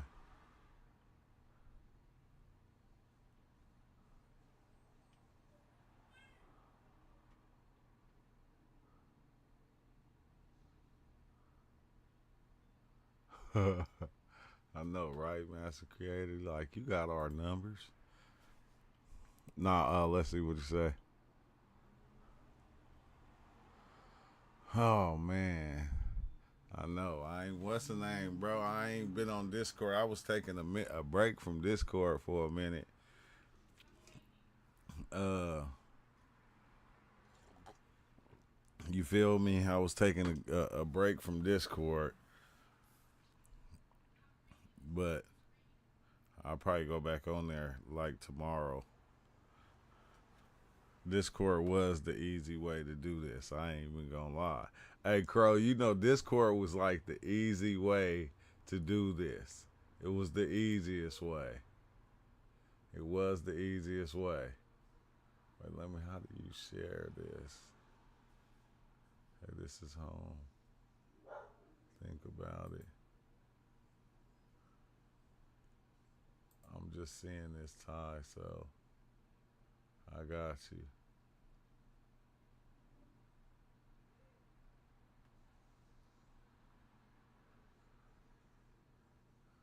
Uh. Oh, let me. Oh, let me. I might as well just share with y'all what I'm looking at. Huh? Might as well just share to y'all. It's this website that Ty came up with. I'm barely now just seeing he shared it with me. Just Ty now. Think about it. Let's just tie on the fascinating world of fungi and psychedelics. Features sporacles. That's dope, Ty. That's dope. I like that, bro. Mushroom culture, the psychedelic experience. See, embark on a journey through the history, effects, personal accounts of psychedelic mushrooms, Remember, always prioritize safety and legality in your explorations.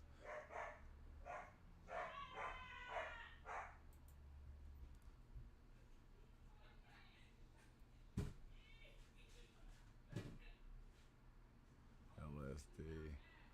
Okay, this is different. Keep finding. Just typing at work, haven't it? You see this? Now all I gotta do is, I don't know how to share it though. Is there a way to share this? Huh. I don't know. I'm gonna have to pick up on it and share it. Yeah, I don't know if it's the connection. I don't know what it is, Crow. But see, like right here, once I pulled you out, like I just pulled you in just now. Like I should be able to hear you right now.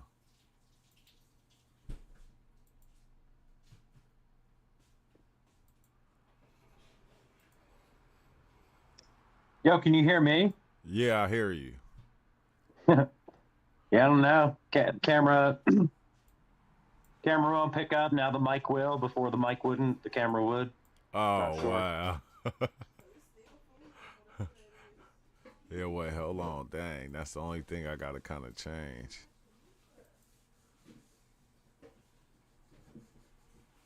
Oh, okay. Nope, I don't got to use that. But what's up with it? We hear you now. Yeah, it could be my phone too. It was asking me about permissions and joining in defaults. You know. Yeah, just joined in. I heard you just kind of rattling on about this, that, and the other. I've been listening to you the past couple weeks, and yeah, I'm like, screw it. I'll click the link, hop in, and I don't even know what you guys are talking about tonight. It took me so long fumbling around. I'm Yeah, trying to catch up. I was just reading up on. I was just checking out that book on about it was like AI basically doing the cuneiform tablets, like decoding them basically. I was just reading Yeah, some I saw stuff with that. And I that. saw you posted also. It referred to an article about AI trying to break down the Voynich manuscript. I actually stuck a link in your chat comments. McKenna used to do, maybe it's one lecture that he kind of used to reproduce over and over again, but he was pretty floral and extensive. It seemed like he was pretty well versed with this thing, and he couldn't make heads or tails of it. And he said no one else could either. And it didn't follow the normal. He talks about syntax of language. It didn't fall into any of the normal categorizations of like phonetic languages or other strange beings, strange plants. He didn't know what to make of it. And Yeah. when I came across those videos, it was like I threw it in the other category. It was a Voynich manuscript. He had some other ones on, Moby Dick, or it was just like one of these other weird topics that didn't fit into psychedelics or his normal thing. He couldn't make heads or tails of it, and he never even mentioned anything to do with psychedelics, DMT, aliens, Yeah. lost cultures. I don't think, but I stuck that link in there. It's been years since I listened to it, but that's the only thing I caught when I logged on to hear you guys talking. Yeah, I'm gonna go in there. I'm gonna have to check it out because like one of the pages of the people coming out of the plants, it was like kind of interesting to me because I had a mushroom experience where it showed us coming out of these like plant like pods. And I think that's why Ozo shared that book with me. But at first, I always thought somebody had probably decoded it. I thought it was written in a language or something. I never even heard Terrence McKenna even talk about it. Like I said, it's been years since I heard the lecture, and then I just put in the chat comments, and you're like, yeah, post a link. So I just backed up on YouTube and found it. I didn't listen to it because it's about 45 minutes long. But this guy would just rattle on and on for hours. Yeah. It sounds like he was pretty well versed in it, and even he was just like, dude, I, I don't even know. And I've heard this guy talk about some strange stuff, but yeah, I don't know what to really make of this thing. I haven't looked into it too much. Weird I wonder if he probably what if he would have actually tried to take mushrooms and then go and read it. I don't know why. Like I said, not that everything has to come back to DMT or psychedelic experience, but with his fascination, his bent, his audience, kind of where he was going with everything, his message, Time Wave Zero.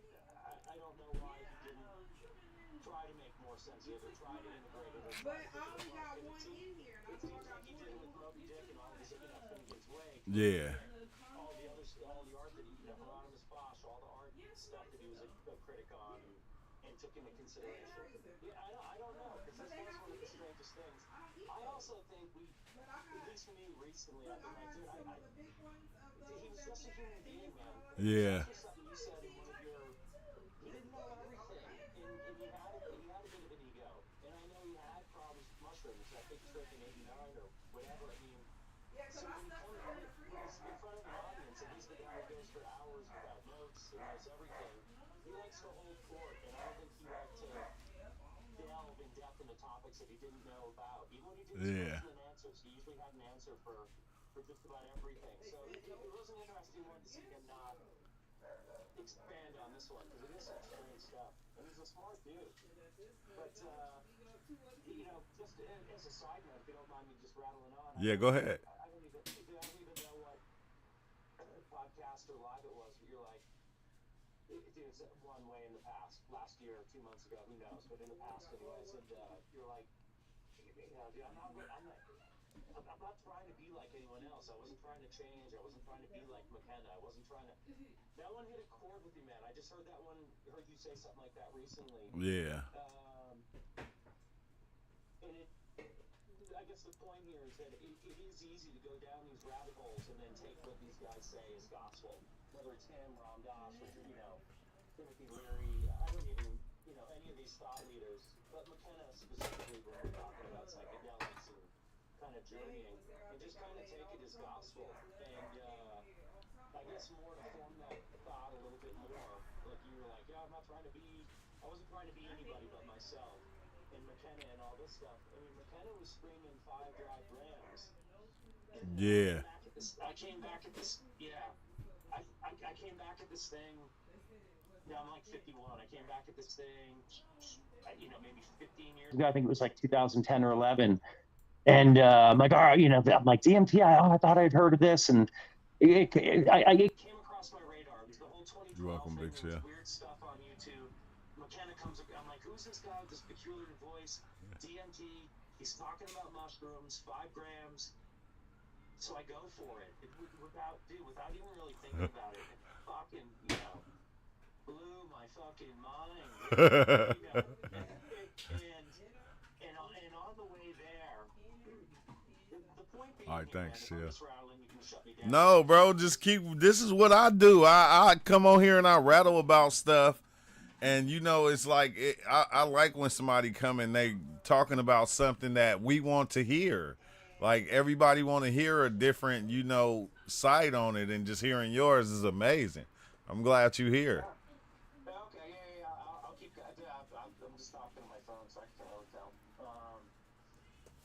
So it's like 2012. McKenna. Oh God, it was like a Daniel Penchbeck book or something. Like somehow I got into the McKenna band, and then started. YouTube was kind of young back then. I was only like 4 or 5 years old, if I remember correctly. Yeah. And so there wasn't a lot, but there was a lot of free material. So again, dove in head first, the 5 grams, the whole thing. But really, the whole DMT thing was, I'm like, what the fuck is this? I heard about everything. I'm like, what, that one caught my eye. I heard about Salvia, someone, I'm like, Yeah. Face got pulled to the floor. This stuff in the background I'd heard, and again, I wasn't really interested in this, but DMT caught my eye or my ear, and then I heard it, and I mentioned it to someone, and he was like, oh yeah, dude, fucking, like, wormholes, tubes, Egyptian room, colonnades, like, I'm like, what do you mean? He's like, oh, my face was pressing against the membrane, and he told me all about the set and setting and how his buddies had set him in a room, so like, it sounded like a whole procedure. I was like, what the fuck is this? So that was the mission. And but he kept rattling on about the 5 grams. I'm like, okay, so I put out the feelers for the Deems, and this guy's like, oh, I'll see what I can do for you. And he's like, you know, like in the meantime, can you, hook me up with some shrooms if you can? He's like, okay. So that one came first. And Dang. I know I'm bouncing around on stories here, but I was trying to find DMT. The shrooms came first, but really what came first was, I'm like, well, in the meantime, I'll just go and grab some of this salvia stuff. Oh wow. Yeah, and I went down to the head shop, and again, if I'm all over the place, you'll forgive me because this is 10 plus But years don't, ago. But, don't think about that. Just go. You got it. I'm listening. We listening. Just go. So I go down, and so I go down to the head shop, and the guy, like, and it's in a different state. So it was down in Nevada. I'm in California, but I'm like right on the line. So I'm like, Yeah. okay. He went down to Reno, and I go to the head shop, and the guy, like, he's got the salvia in the display case. And I'm like, I have no idea. I heard about this stuff. And the guy's like, scratching his head quizzically, like, what the fuck is this guy talking about? No one ever comes in asking for this stuff. And he told me such. He's like, dude, I haven't had someone come in here for like 3 years. And I'm like, really? What? And he's like, look. He's like, I can't give this stuff away. He's like, I'll give you. So he had, it was purple sticky. He had like 20x, 50x, 60x, 80x, 120x. I'm like, I'll get the 60x right in the middle. Yeah. And I'm like, what do I do? And he's like, I don't know, I'd smoke like a third of it. They like the whole container was like a gram of this leaf or whatever. But anyways, I'll fast forward through it, and I don't want to incriminate myself, but it was legal at the time. So I sat there with the said product in my room, locked the doors. And I know you guys want to talk about salvia here, but this was hands down the most twisted experience ever. Oh, yeah. Smoked it out of a bong. It lasted 20 minutes. I probably smoked about a third of a container. The reason I mention this, and I can detail that some other time, hands down, like level 5 plus, that was the absolute craziest it ever got for me was salvia. 20 minutes, beginning to end, absolutely nuts, completely disconnected, Damn. really scary, frightening, horrifying stuff. What? All of the archetypes. I mean, What was the? Yeah. What was the wildest part about the salvia that just had you like, whoa? The wildest part about the salvia, God, it's a three-way tie between. Well, I'll just go with one. Coming out of it, it literally is a three-way tie. And here's the three-way tie. It was me half stuck in a. Oh no, I don't want this. I wanted to. My upper body was above a bowling alley that I did a candlepin bowling fundraiser in like first or second grade back in like 1980 or 81, and my lower body was all my childhood memories stuck underneath. Dude, it was the most nuts thing. What? Then the next thing. Wait, no, you can't skip past that. You cannot skip past that. Wait, what do you mean, okay, the lower body was like your younger years and the top was your older years. What do you mean by that? Like, how did you see that? I mean, there's a sequela of events that happened before this. Let me just start at the beginning. I went to All right. I came home, I smoked it. It came on so fast it didn't come on. All of a sudden it was just an electric tattoo all over my body. In a spiral on my mind's eye, red, golden, green, mechanical, just getting twisted, spun around like what? It just happened. I mean, it had always been happening, and there was no come up. Yeah. No shimmer, no giggle, no hint of I'm feeling peculiar, nothing. Just all of a sudden doing this thing, and basically a telescoping, a floating away from not just Earth but reality. Dude, it was so nuts. Like the concept of reality. It was so far beyond this in 5 grams. Wow. Nothing compares to this experience.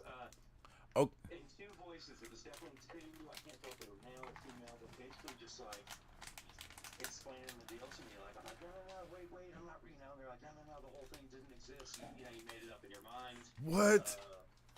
That was my last. Like, that was my last mushroom experience. Oh, really? Yeah. I may have missed that one. Do you want to expand on that? Because it was in my reaction to it was like more confusion than and sad, it was more confusion. Like, no, but it was more like a stammering confusion as this is being presented to me. Like, no, the whole thing didn't exist. You made it up in your head. Yeah.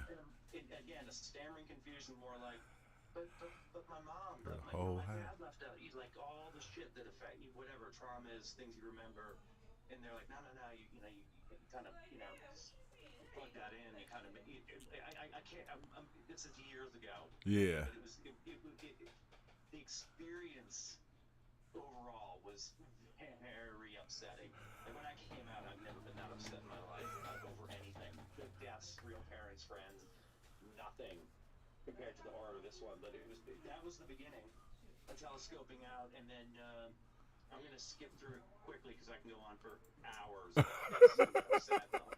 whole thing. But for anyone familiar with the Salvia archetypes, it's like sure, the circus, the jesters, but there's a machine, a conveyor belt, a flip book, like a wheel of fortune thing, like a wheel being spun. There's a presentation of options through a membrane. I've heard it described as. I saw it on. This is at the tail end of my trip. Yeah. Back into this reality. The best way I can describe it is Neo in the Matrix, the last one, not the fourth one, the third one. Resurrections, I think it's called, the third one. Yeah. Trilogy, the original trilogy. Yeah. Where he goes to see the architect, and he gets to the room. And when he gets into the room, it's filled with like hundreds of screens of him doing the same thing, like hundreds of times in different simulations. Yeah. Coming out of the experience, dude, it was so fucked up. It was so upsetting. I'm like in this. I don't even fucking know what this place. It's like a holding thing. It's like the inside of a UFO with.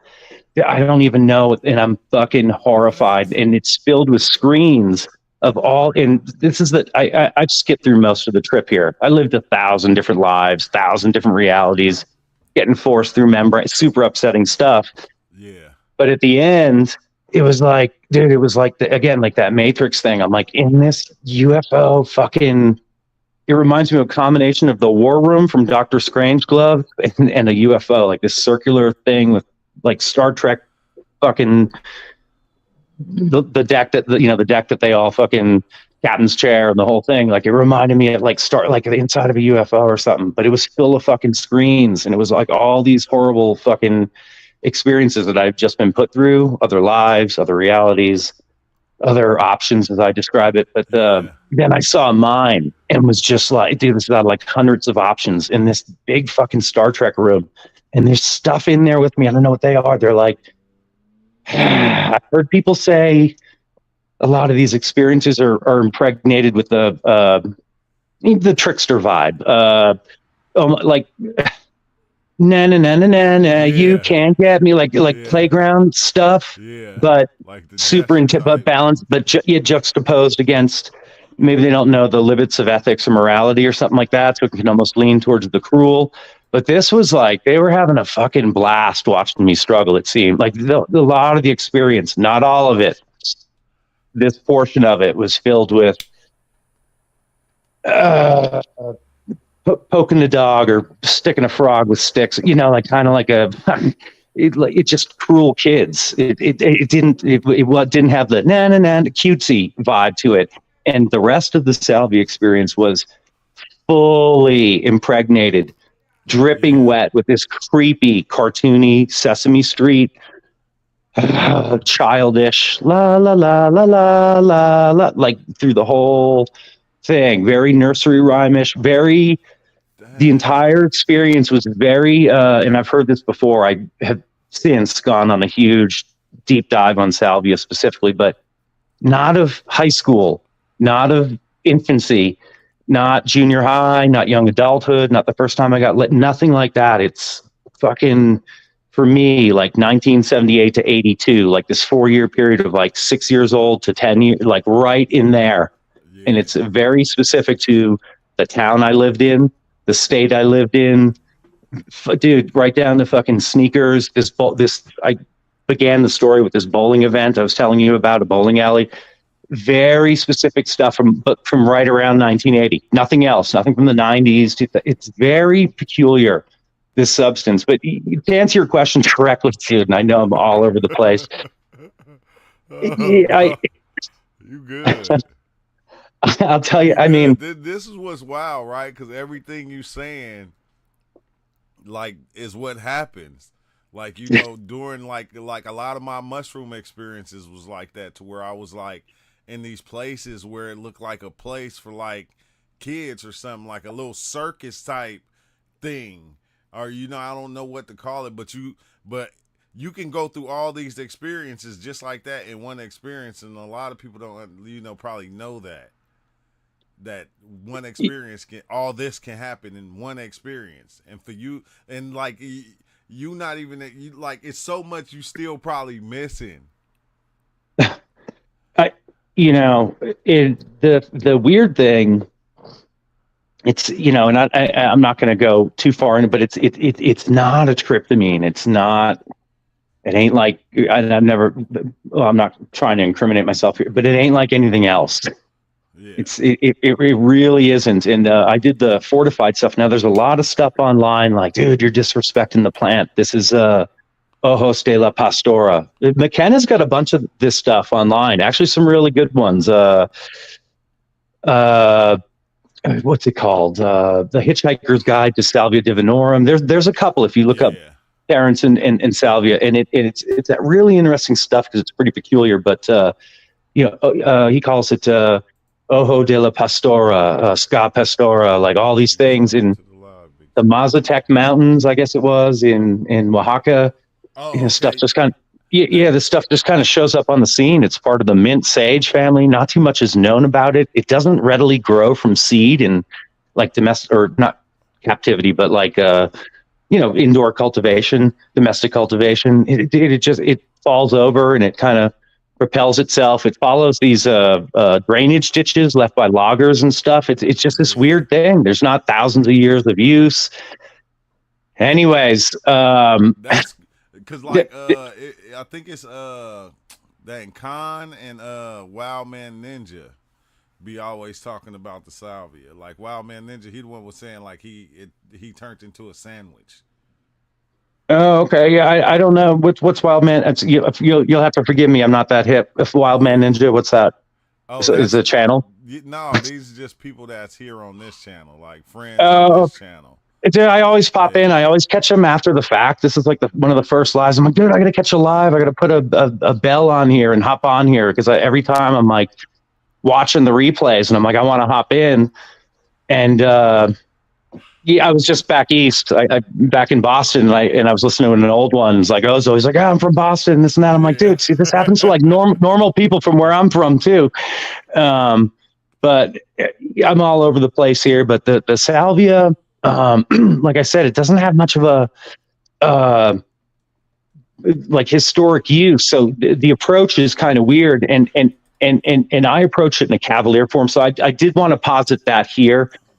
Yeah. And I think I led with this thought a while ago. I can touch on anything if you want to hear about something or more depth on anything. But what you said in that other podcast about like, dude, I wasn't trying to be anyone else, McKenna or any of these other people. Like I wanted to do my own thing. And McKenna with the 5 dry grams, like, dude, I fell victim to it. I was like, okay, 5 dry grams, and like, when in doubt, double the dose. Dude, I went hard on the salvia thing, and I went hard on the deems. I did the 5 dry. You know, I've done the hard route, and certainly, I like McKenna, like the direct experience. But having had that now. Like I'm a little gun shy, and I've heard that a couple times lately on your lives. Some people are like, I ain't going in for a while and this and that. Like, dude, the PTSD is real. And McKenna used to talk about the integration. You know, like he's like, I like to do high doses infrequently, and then he's like, I'm not an abuser. I can question that. Like I said, this is just a dude. He's just a man. He wasn't perfect. I think he was, but you know, it was for him to give us the thing and then for us to take it further, to go further to learn more. It's like an introduction. Here's your introduction to psychedelics, you know, There's an interesting one. I won't bore you with it. Well, yeah, I will. Abraham Lincoln is like, if I had 5 hours to chop down a tree, I'd spend 4 hours sharpening the axe. It's like, yeah, well, that's only half the story. You sharpen the axe too fast, and then you're just going to drop the house on your family, your friends, your car. Like, spend that 4 hours thinking about it and thinking through it. And I apply the same thing to McKenna as I go through and re-listen and sift through the layers. It's like, you can hear, he's like, 5 grams or whatever. And then another one, he's like, that's for a 145-pound guy. He's like, maybe for a first timer, check it out first. It's like, he kind of backed away from that a little bit. And it also, if you listen more, or if I had listened more, would have heard some horror stories, stuff I don't want to talk about. He's like, dude, I go to this place called the Meat Locker. I fucking hate it. I'm like, that sounds horrible. I wish I had paid attention to that, because when you're in there for 8 hours, the Meat Locker ain't a fucking nice place to be in. And I also listened more, and he's like, dude, I just zip out, smoking cannabis or this or that. Yeah. And believe me, I love smoking cannabis, but I'm like, he may not have had his psychedelic chops in his line as I had thought. I think I put more faith in him than perhaps I should have. But he did, if you think about it. He had everything in place for him. For him. I'm just talking from my point of view. I'm like, I wish I.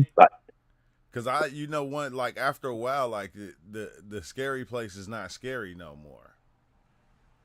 Another and again, back to your point, and I ain't glorifying you or anything like that, but I have been listening to a few of your streams lately, and you're like, I didn't want to be like anyone else, but you're like, dude, I trained myself, like, let go, let go, let go, let go, let go. This is me letting go. I'm letting go. I'm letting go. I'm letting go. Dude, it's like sets and reps. Whatever your thing is, I like to skate and ski and ride bikes and shit. It's sets and reps, like mileage and years of doing stuff, and or a breathing practice, or a mindfulness practice, or the way you are with your kids, or your wife, your girl. It's sets and reps, right? It's like a daily. Exactly. And then you get to that point to where it don't matter how far you going, you don't create that fear anymore. Like the Meat Locker, I've been in a place to where everything was made of flesh, twisted flesh and body parts, torsos, heads, arms, legs, feet, all over the place, bro. It was scary at first. But as I started going back and going back and going back, I think it was the 4-ACO I always say. When I started doing that 4-ACO DMT, that made me killed all the fear. The fear I was creating, it killed it. Let me ask you, the 4-ACO, it's like what, synthetic psilocin or something like that? Yeah. What do you know about the lemon tech?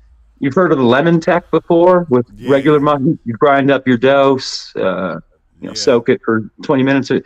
I had heard is it anything like that? Because what you're describing sounds like it's weird. There's a whole gray area that I'm not super familiar with. It would be like everything from all the different pharmawaska combinations to the smokable ayahuasca combinations, enhanced leaf versus changa, super fascinating. All the different methods, freebase, the machine, there's a million different methods, but when you start getting into 4-ACO, the 4-ACO and lemon tech and pharmawaska and mixing your own harmines,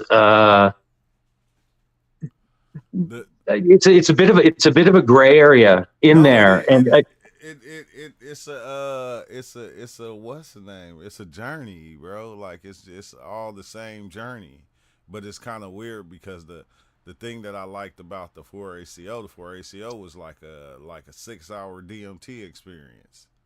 It was literally being on DMT for 6 hours, peaking for 4 hours. So it's when you go in place, you there. You there. It seems like forever. I don't know if I could handle that. That sounds like a lot. It's like taking they always put it in the form of taking 30 grams of mushrooms. I don't know if I could do that. I mean, I don't even know if I could eat that much, dude. I can barely eat 2 hamburgers. 30 grams of mushrooms. That's like the size of like 2 Big Macs. So Yeah, can you imagine? 30 grizzles is what we used to call it. But it's kind of weird that it showed me how, like, my fear was created by myself. It wasn't created by anything that was going on outside of me. And that thing, it changed my life. That shit changed my life. Like, after that, like, as far as when it comes to psychedelics, because I could sit here and I can smoke DMT 4 or 5 times back to back. I can take mushrooms. It just changed the way I travel on psychedelics. Like, if I see something that is ugly, I didn't, just because it was ugly, it didn't make it scary. Hmm. Yeah, for me, and the other thing, one of the reasons I told you that Salvia story, I meant to cap it with not not bagging on McKenna, like saying he wasn't a true psychonaut or wasn't true to himself or what he was relaying, but the 5 dried grams and the double the dose when you're in doubt. For anyone listening out there, man, there's a couple different approaches, and the unfortunate or fortunate thing, it just depends, and you never know till it happens, is like, dude, you can't unsmoke the DMT, you can't unsmoke the salvia. So, like, you know dude, so, like, I actually struggled with it. This is years ago, a decade ago, like 2012. I was like, figured out the recipes and everything, let's say, and, like, how, all of a sudden, like, everyone's like, oh, you're the man. Like, no, I'm not the man, I'm just the only one who fucking figured this shit out. It's pretty easy, actually. But, like, what's my responsibility? Because you fucking turn someone on and you have a couple different reactions. Some people are like, yeah. What I got on the batches that I did, acacia and Yeah. standard text, just extraction text. The product, it seemed to always produce, like, the what I guess the Fabergé eggs, the bouncing balls of hyperspace. Like, there was a lot of that. I got it. That particular batch, I remember the feedback from people was like, yeah, there was all these spheres and balls, like a stadium full of colored balls whizzing by, and that on that batch was the first time I was just thinking about this today. It was the first time I recognized this room. It's like a space. This is a weird one, man. I feel like I'm talking to a therapist or something. Like, this stuff is so weird. I can't believe I'm saying it out loud, but it's like it's got like a bench-like feel in the back. It's small and it's snug and it folds in on itself. So this is DMT and mushrooms. Yeah. But the first time I saw it was in this DMT. It's like that dragonfly wing color, the fly wing, like the iridescent, whatever it is, like rainbow, purple, exactly pink, orange. But, like, it's like honeycombed, but not distinct, like hexes. It's, like, not geometrically perfect, and it seems in the back to go to, like, the best way I can describe it is like a bench or a snug corner, and I can never really get into it, but it also has a feel, and it's full of jewels and balls and these things whizzing around, but it's like my space, and dude, it's impregnated with the, like, I don't know, I call it my hyperspace safe space. But once I fucking recognized it there, What if I get a glimpse of it every once in a while on mushrooms. If I like McKenna said, like, if you close your eyes and you breathe and you fucking let go, like I can kind of drift in there, but it's almost like, I don't know.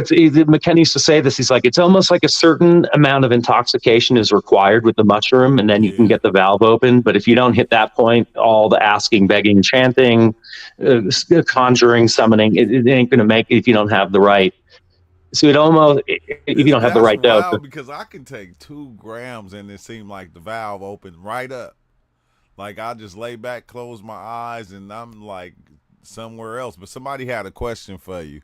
They said, so you went back to a circus, but it looked like your life in 1980? No, it's so, like, let me see if I can do this in under a minute, because I can just go off on side notes forever. loaded this is Salvia. Dude, I blindfolded myself. I put a 5-gallon bucket in front of me to put the bong in after I was done, because I saw people kick stuff around, tried to run around. I locked the doors, blindfolded. I'm doing it. I looked at the clock and it was like 10:22, and then it was 10:42 and I was done. I'm like, dude, that's 20 minutes. This is nuts. But the apartment was clean. Everything's in order. I'm in the chair. I take the hit. I don't even remember exhaling. It was just all of a sudden, picture it like clockwise or counterclockwise. I can't remember, but getting twisted and compressed. And it just, I was there. There was no come up. It wasn't like, oh, I'm approaching it, or like, oh, it looks like I'm about to get squished. And no, this has just always been going on. So just getting twisted, red, gold, and green.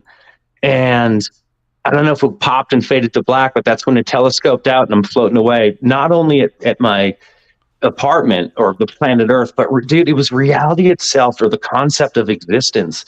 Very difficult to describe, almost like looking at it's like some fucked up shit out of a Citizen Kane with Rosebud or something, and the whole thing at the end is in a snow globe, or some complex fucking movie, and at the end they pull out and it's like on a raindrop, like something weird like that. But again, I don't know where I heard it. I heard it recently though. It was like, the psychedelic experience is this mountain of earth, and you're trying to describe it with what grains of sand when I come back. Like it's not, I'm not fucking doing it much justice here, but as I telescoped out and away, definitely floating out, like, and I don't want to get into flat earth or simulation or anything, but like as I'm pulling away into space, let's call it, or a blackness, it's like two voices, and they're just like, because I'm like, no. I'm like, I'm not ready. I'm not ready. It was like, no. It was all, I'm not panicked, but no. Yeah. Like I knew what was fucking going on. They're like, well, actually the whole thing didn't, like, calm down. The whole thing didn't exist. I don't remember the next part. It wasn't like, and you'll hear this a lot in psychedelic experience. Like, oh, I was given the meaning of life, or I was shown all this shit, but I can't remember it. So it was like, as I'm explaining it, I'm trying to explain the feel to it, because I'm like, no, wait a minute here. It wasn't me. It was confusion. And they're like, no, the whole thing didn't exist, but they didn't follow it up with because X, Y, and Z. And this is really what's going on. And then you can go back and fucking, here's the diagram to share with everyone. And you can walk through the rest of your fucking life knowing it's all good. Hey, exactly. But it's like, you knew. It's like you knew, even though you couldn't really explain it. But you, man, I've been there before, bro. I've been there, and it's like I can see life and death going, and like, even though I couldn't really put it into words, bro.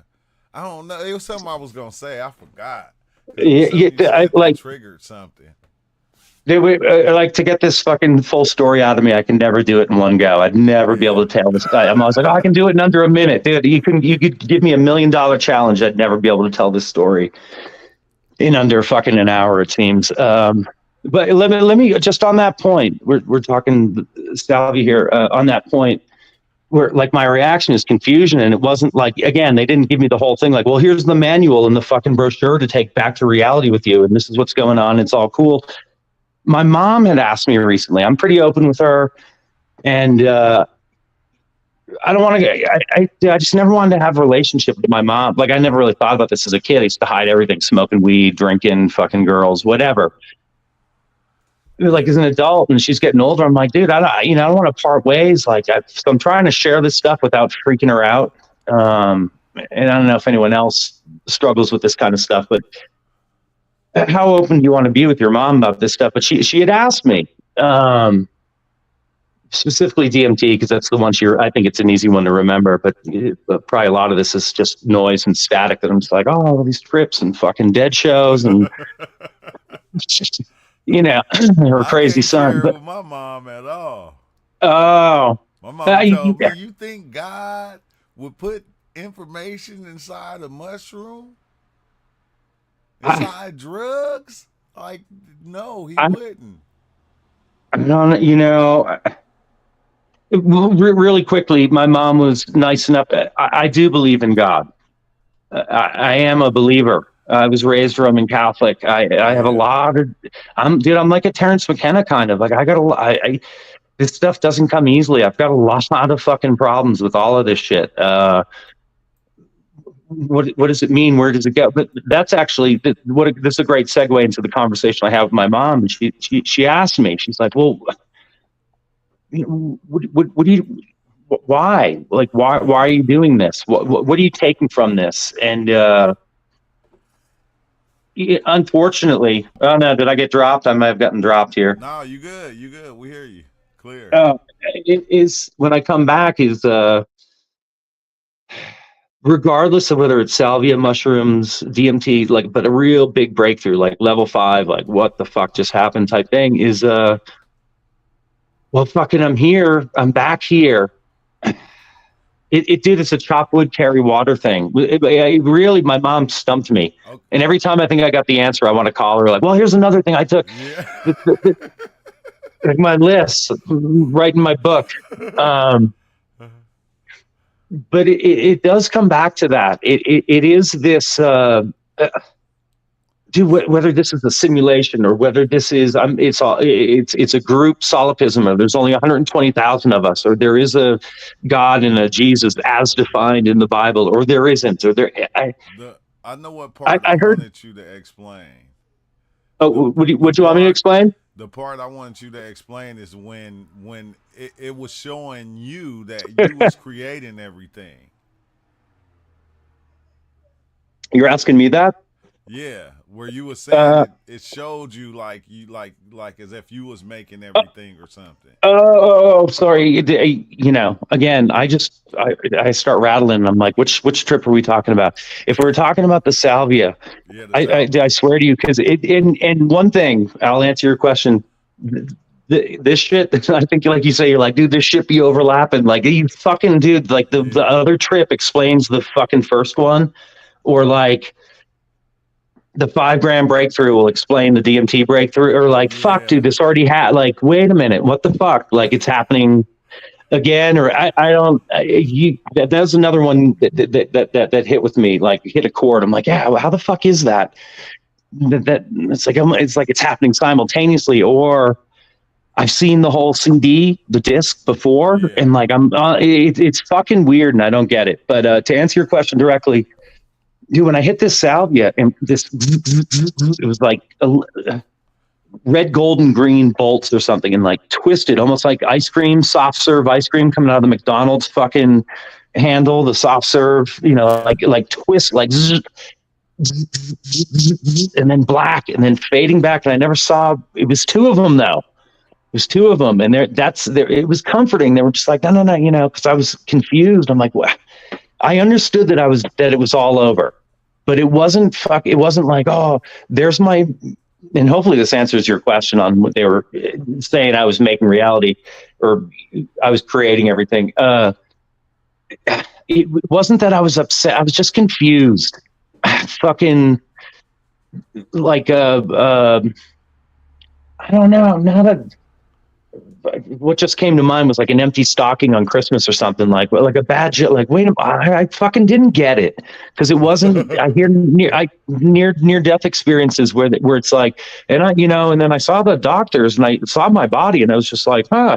And then and then they brought me back and this tether, and there was none of that. It was just like, dude, it was fucking existence itself, the concept of reality, the concept of.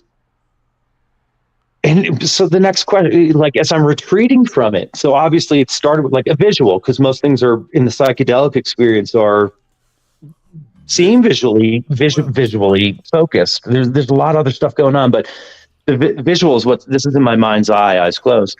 Yeah. Receding back out, and I'm receding from something, so back into something. I'm just assuming space. So how much of this is my imagination, or one half of my brain getting shut off and the other one taking over? I don't know, but it was 2 voices or presences or telepathies that were just, comforting, but distant. They weren't like, oh, buddy, we've been waiting for you to do this. It wasn't a hooray, we're the fucking elves. Yeah. Welcome. Welcome. It's so, you don't come that often, the whole McKenna thing. No, it was, like behind me, and it wasn't creeping me out, but I never really saw their faces or their bodies or their whatever. But as I'm retreating back out, I'm like, immediately, dude, because I remember how upset I was, because the immediate flash was like, what about my mom? I mean, dude, this is the most fucked up thought ever. And they're just like, no, you know, you made her up. That's what, as I remember it, they're like, no, you know, this is. I know exactly. I did that, bro, to where it showed, like, even my kids.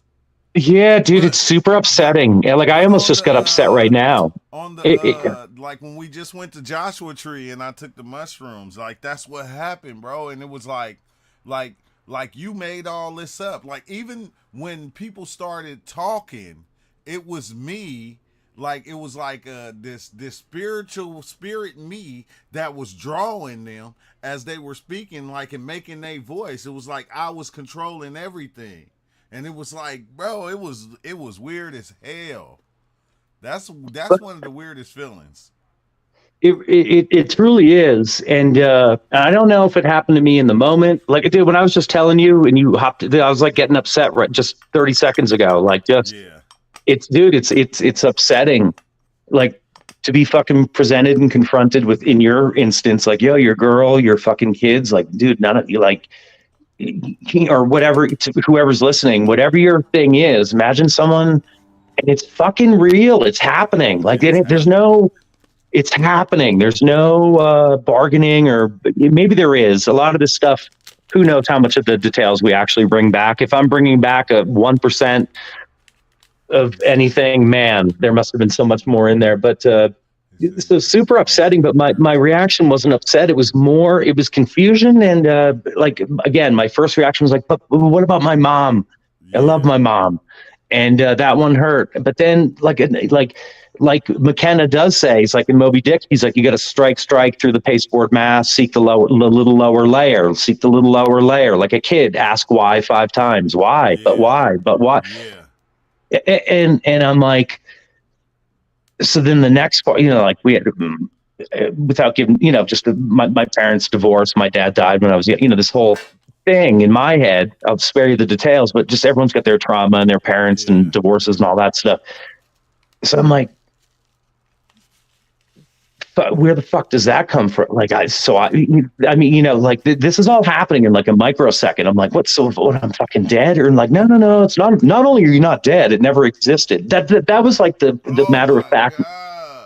That was the matter of fact fashion in which it was presented to me. Like, oh, not only that, but you never existed. Like, what about my mom? Like, well, actually, and then I'm like, immediately, like, this isn't a second, like, but then my dad, he fucking left us, and like, you know, when it's like the whole, all your bullshit on. So again, when my mom she didn't confront me. My mom, it ain't like that. But when she asked me, like, what, you know, why are you doing this, or what are you taking from it, or like, what could one expect, or like, what are some of the benefits? Help me out here, Rich. You know, tell me what's going on. And I'm like, so it's this chop wood, carry water thing, right? And it's like, so fucking great. We already knew that. But dude, you know how easy it is to forget that? Or like, you look. Simple doesn't mean easy, or simple doesn't mean you're going to do it. Back to sets and reps or mileage, whatever your sport is, or your discipline, or your art, or your whatever you're into, sets and reps, right? And if you're not doing the work, chop wood, carry water, you know, that's when, dude, how many fucking stories are there of like people with like awesome talent or whatever, and they just fucking, you know, like, do they burn out, or what happened to that guy, or whatever? They just fall off the scene because they stop putting in the sets and reps. Yeah, everything goes though, but I always felt like that was like, okay, I say I don't be scared on psychedelics no more, but that's the only thing that blows my mind, and I still have a little fear of, is when I get in that mode on mushrooms and I become everything.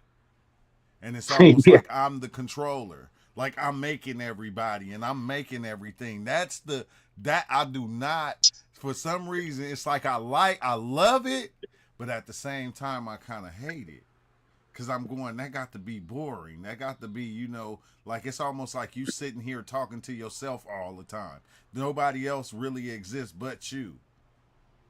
Well, I mean, it's back to this whole, you know, solipsism thing. That was and I've heard this before. some of these really, really, really, really high breakthrough doses on DMT and other things, but specifically on Salvia, it's like, people coming back. I mean, this is fucking over a decade ago. I'm still not straight about this whole fucking thing on the nature of what the fuck I'm inhabiting. So like for a while it was kind of funny. Like I knew something that no one else knew. Like, I know the secret, right? Like I know, dude, fucking humans and like so the whole. I'm laughing, because like on mushrooms, I went through that one time and I ended up being this, like I was living as this crazy guy in a crazy hospital to where I had lost my mind. But every time somebody talk or say something or did anything, I knew it was me. So it was like all I could do was like laugh. It's like I lost my marbles. Because and I'm like the reason I was laughing is because nobody knew that they was me, or nobody knew but me. And I like was literally lived in a mental institution, laughing, giggling all the time at everything that was going on because I knew it was me. And it was like, man, that shit is crazy. I think these are different states. That was on shrooms? Yeah, it was on shrooms. Yeah, most of my most of my shroom stuff has been fairly in bounds as far as like the most updated literature and trip reports comprehensively would bring us to, like collectively. And I'm not trying to. But I heard you guys talking on some other podcast the other day or an old live. You guys, Ozo's like, dude.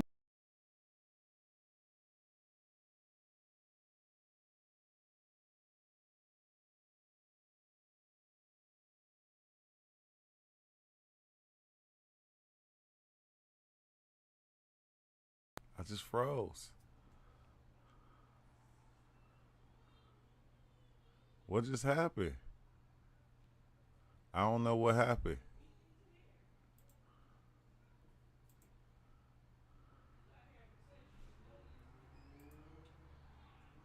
It just froze you out. Let me see if I can fix this.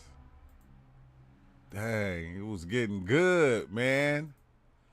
I think that, hey, you probably gonna have to go out and come right back in. Just go out and come right back in, and it should fix it. That is wow. And out here. You controlling the narrative. I know exactly what you mean by that. Can you hear me now? Yeah, I clicked out and then logged back in. Okay, yeah, that fixed it. Yeah, man. I didn't hear what you were saying. We were talking about mushrooms, your trip, but I think I was saying, like, my index of mushroom experiences is dude, this stuff is nuts. And I think the interesting part for me is I think I've eaten like what is it? An eighth is what, 3.5. I've definitely done the 5 grams. I've definitely eaten an eighth, but I think I've eaten like a quarter before, but I was younger. And I heard someone else saying this recently. Again, I go back through these live stuff and I listen to old podcasts, and it's hard for me to disseminate which one I heard it from. But dude's like, yeah, maybe it's Duncan Trussell. He's like, yeah, but when I ate that half sheet of acid, I was 16, 18 years old, and I didn't have all the bullshit and all the luggage and all the baggage and all the fucking trauma and all the index of experiences and all the sets and reps to compare it to. It's almost like McKenna said, like as I do now as an adult. And McKenna used to say this too. He's like, you give fucking 5 grams to whatever. I think he used to call them, some slack-jawed fucking red meat eating TV watcher, which is basically all of us. But he's like, you give it to them and nothing exciting happens because they got no inputs. They got no fucking life experience except for I Love Lucy and their job and their fucking kids and their lawn. But even as he's saying that, and it's joking that. Somebody said when you go like when you take mushrooms, do you eat them on an empty stomach? I do sometimes. Oh, I think he popped out. He'll pop back in. Okay, there you go. Getting dropped. The YouTube's they're like, dude, bring this story current, man. You're not coming with the real fucking like. We're gonna keep shutting you off. Make this thing entertaining. Nah, Carter said like when you eat mushrooms, do you eat them on an empty stomach? I do sometimes. Yeah, when I did, I've only done it once. The actual scale, 5 dried grams. I'm pretty sure they were penis envy. They were big fucking white dildos, white and blue. They were, and you put the fucking plate of the like McKenna's, dude. I mean, you got to give this guy props. He's like, when you fucking weigh 5 grams out and you place them out in front of you and you look at this and you think about what you're about to fucking do. And it hits like, you better fucking bet your booties there's a pre-fucking flight jitters. Like, and I don't know how when you and Oza are like, oh, I'm eating this and that. Not that you guys are bragging or that you're superstars or anything, but, or it's Cavalier funny. rather. It's funny. No, and Piano Key, we used to kind of compete with each other and push each other to go further. It was like, I'm doing this right now. Okay, well, I'm going to do this. Like we kind of sort of do that. Yeah, but here's the funny thing, like you said, and again, I'm all over the place. Whoever asked that question, sometimes on an empty stomach. I don't know if he's asking me or you. Yeah, both of us. Yeah. Different methods of ingestion, and one of my favorites is the grinding them up into powder and putting them into the double lot capsules. Yeah. And it's pretty easy to dose and regulate and time and travel with and whatever you want to do with them. But to answer this kid's question, when I did the 5 gram, I fucking ate these things up. I had them in my mouth. I'm like, oh, I want the sublingual absorption. I'm squishing them through my teeth. I'd get into it. Like I'd hear old stories about. Was the Carlos Castaneda books where like Don Juan gave mescaline or peyote the first time and he prepped it up and took all the spines out of the cactus and they cook it down and get this disgusting fucking cup of pudding. He's just like gags it down. Oh, wow. And he won't let him drink. Yeah, he won't let him drink water. So like I remember hearing that and something else about McKenna said about thick eye, like stick to your ribs ayahuasca. Yeah. And I always kind of came back to that and was like, oh man, I think there's something to it. That was the one thing I used to like about vaping the DMT is that it kind of stick. It seemed like it stick to your throat or something, to where it make the experience last a lot longer. It was like a weird thing about that. But that's what I was going to say when I went specifically the 5 gram dose. But I've had this before, but specifically, and this is when eating the mushrooms. To talk to the kid who asked you a couple minutes ago. Lemon Tech is my favorite because that gives me the most DMT-like thing. It just comes on in about 20 minutes, and then it reminds me of like almost DMT-ish. It's not very mushroom-ish. It's way more DMT-ish, and then it goes for 4 hours to the minute, and then it shuts off. Yeah. And it makes it super for an adult with responsibilities. It makes it for convenience versus, but nothing. You know what I did, Rich? What's that? I soaked it in Patron. Are you serious? Yeah, I soaked the mushrooms in Patron and then drank that down. With all the... Yeah, it was, I don't know. It's something about Patron that it's close to a lemon tech. But I think, like a lot of times I went in, you get like, don't do it, y'all. Don't do it because you'll drink too much if you a drinker.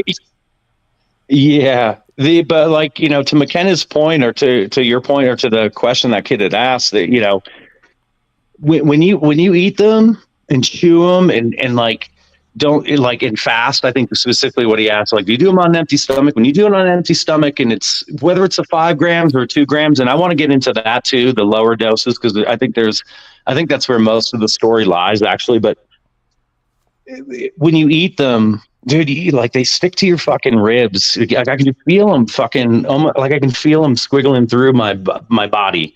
Like I don't notice digestion, but like I can feel them almost as they surge, like make another surge through my lower intestinal tracts. I can feel another wave of the trip. It's fucking weird when you eat them. And McKenna used to say, 5 measured dried grams. He's like, not tea, not fucking this or that. So for homeboy, and McKenna used to say, so look at McKenna. I'm a thin dude, but McKenna was super, super fucking thin, like 145 pounds. He said he wouldn't eat. He's like, I don't fast. I just empty my stomach for 6 hours. I'm fucking active, mountain biking, skiing, lifting weight. Like if I don't eat for 6 hours, like I lost like 6 pounds. I'm like, so maybe light eating. And sometimes even on an empty stomach, especially with the capsules or a lemon tech, it doesn't go as well as planned. I think there is a fine line, and maybe it's like fruit or something light, but pay attention to your, I mean, if this kid's asking because he and doesn't, I take all this stuff for granted because I've got, not that I'm some expert, but like I kind of, you get to know yourself, and that's part of the caution to this kid who's asking. Right there. Is knowing yourself, because like even me, like I'll eat, like say if I was gonna dive in today, I'll eat the night before, but today, like I won't eat up until I take it. It was almost doing the 6 hour thing without even knowing that's what I was doing. Yeah, I'll take them later. I'll tell you, some of my best experiences have been at Grateful Dead shows, and this is back in the day in the fucking 90s, but like, these really great blowout experiences, really cavalier, irresponsible, who the fuck's driving, who knows, who cares, young kid shit. And now it's a little with more intention, like you were saying, like you're almost prepping the day before, like, dude, is my fucking house and is my set and setting correct? Do I have enough calories today? Or my kid set, is my life set?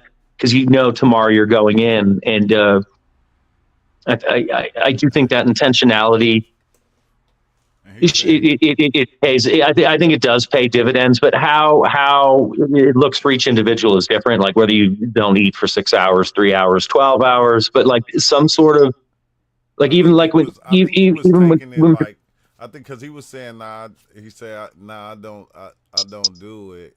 I just know drinking on an empty stomach is not good. But it's not the same. Going in on mushrooms on an empty stomach is not the same as drinking on an empty stomach, because you're not drinking. It's not chemicals or nothing like that. It's from the earth. When it does kick in, if you're starving going in, that's a pretty good indication you probably overdid it. For me, you see, you do want to be careful if you're an athlete or active or you got other shit going on, but just usually a couple hours usually does it for me. But those guys, they do the dieta, for ayahuasca and stuff like that, where it's like no sex, no salt, no pork, no. And I think there could be quite a bit to that as well. Again, my mom asked me like, what are you taking from this? I did have one years ago where it was, like that night, like I stopped smoking weed for like a year or two. I'm just like, it was just revealed to me like, dude, there's a fine line between medicine and poison, and you've crossed that line. And that was that. So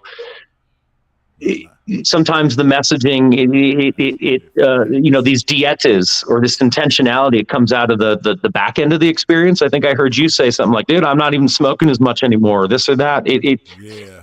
So you can have intentionality on the front end, but sometimes it's like I ain't smoking as much tree as I used to. It's like some days I don't even smoke.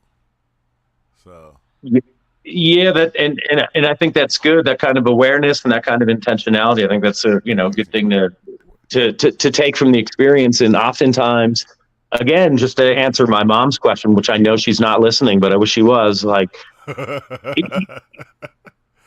Sometimes it's like sometimes at the end of a mushroom experience, it's mom advice that I'm taking, but I'm revisiting, and it's being repackaged and represented at a different phase of life, because you either forgot or you stepped away from it, or you can't fucking see it anymore. Yeah, but I think we did that on purpose, because that's one thing. Like I was telling my mom, like now I could see that like 90% of the things you told me was facts. Was facts. Yeah. You was telling me Yeah. for my own survival, for my own goodwill. And it's like, dang, you feel me? I wish I had seen it back then. You know, I'd have been a lot better off right now. But yeah, I wasn't listening. But I was listening. But okay, what about when you was talking about on the Salvia, like half your body was the younger you and the other half was like the older you? That's what I wanted to get into too. Oh yeah, but I mean, this whole salvia thing was crazy. So, like, I think where I left off, the nature of existence and reality, which still remains kind of murky, was being explained to me. But like, it was basically revealed that, well, it never existed. You put the whole thing together, and even the bad stuff and the fuck, and it was like, yeah. And then it kind of went black, and I got stretched the fuck out, like it looked like the inside cover of Stephen Hawking's The Brief History of Time book. It looked like the space-time curvature. Like I was just spread out over space and time, like over a black hole or fucking something. Very, very, very uncomfortable. I remember that there's a comedic evil to fucking salvia. It's hard to describe, but this stretched out thing. But I remember specifically, I'm like, no, this isn't good. I can't. But initially, it was my arms. Yeah. And if you can picture squeezing a full, like a big jumbo-sized thing with the cap off, and squeeze all the toothpaste out, and it just kind of squirts out in the fucking, the hose shape, like into a big pile. Like that's my arms. All my limbs were doing that, and I was apologizing and trying to pick them up with my hands, but my arms are fucking 30,000 feet long and like spaghetti. Dude, it was so fucked up. And the whole thing is impregnated with an audience of like a giggle, like watch this. Now we'll do like almost like now we'll do this. Like watch. Let's see what happens when we do this to him. So it was a lot of this stuff, but it moved through a couple things, and like I said, many of them are simultaneous, but it was all there. The wheel, the conveyor belt. I'm going to move through a bunch of stuff, but one was a feeling of being you ever you're on a boat, like you're just on your fucking your 14-foot Boston whaler, and you're coming in the dock, and your wife's like, dude, you're coming in too fast, honey, cut the engine. You're like, no, we got it. You cut the engine, and you're still cruising, and you smash into dude, I was the boat that was fucking drifting, that just had momentum, and I kept fucking hitting membranes or scenes. I call them scenarios, frames.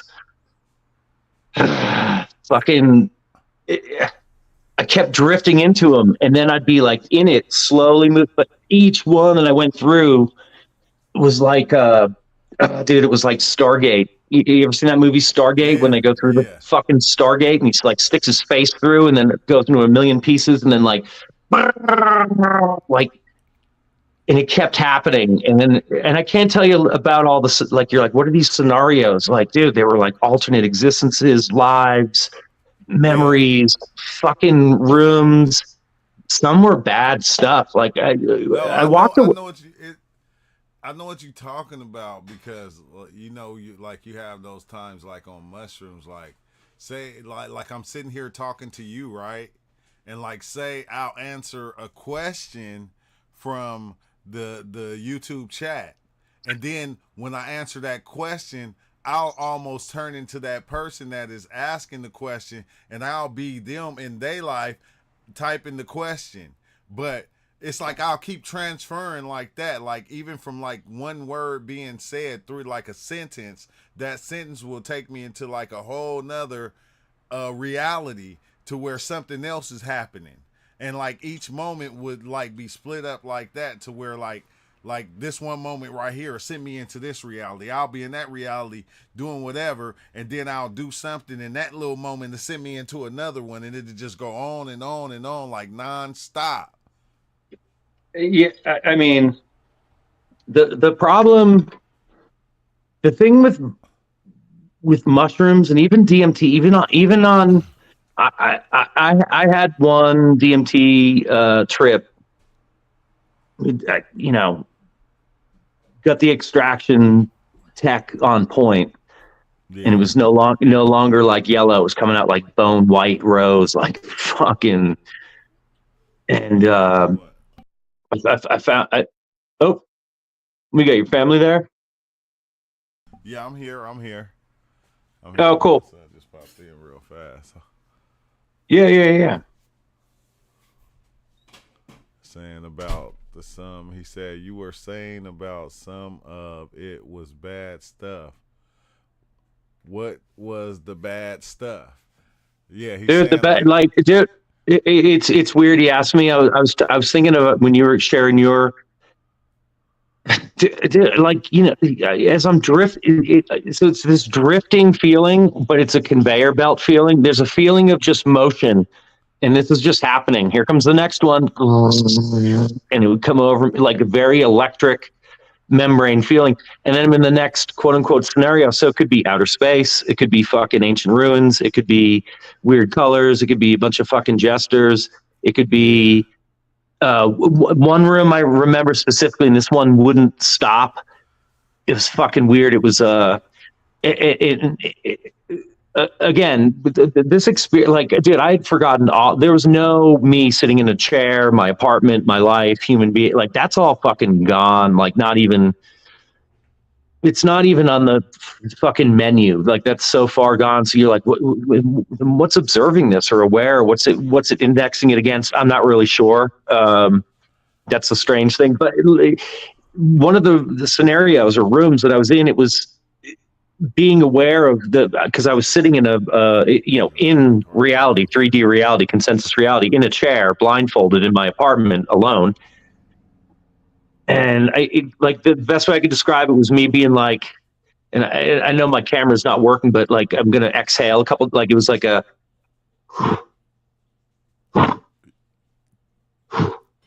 and it kept it, but I could feel like so I'm in the trip and I can't see my body, but I could feel every breath, like every exhale, like my entire upper torso getting pulled down to the floor. So like, if I was to look at myself, I probably had my head between my legs, like down by my sneakers, even though I was in a seated position.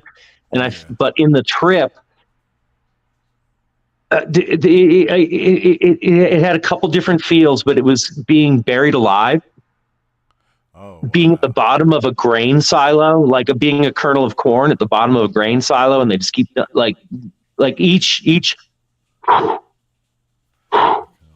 was like 100,000 more pounds of fucking earth or grain or corn or stones or dirt being put on top. Like, it was that. So that dude asked me, like, what was one of the bad ones? Well, do you like getting buried to death? Like, fucking, or crushed or becoming part of a stone wall? Dude, it was very, and I don't know what the audience's Salvia experience is, but there is this feeling of getting crushed into the floor, the couch, the object that you're in. I've heard this many times. So yeah, not to scare anyone from the couch, becoming a puddle of water, like becoming inanimate objects.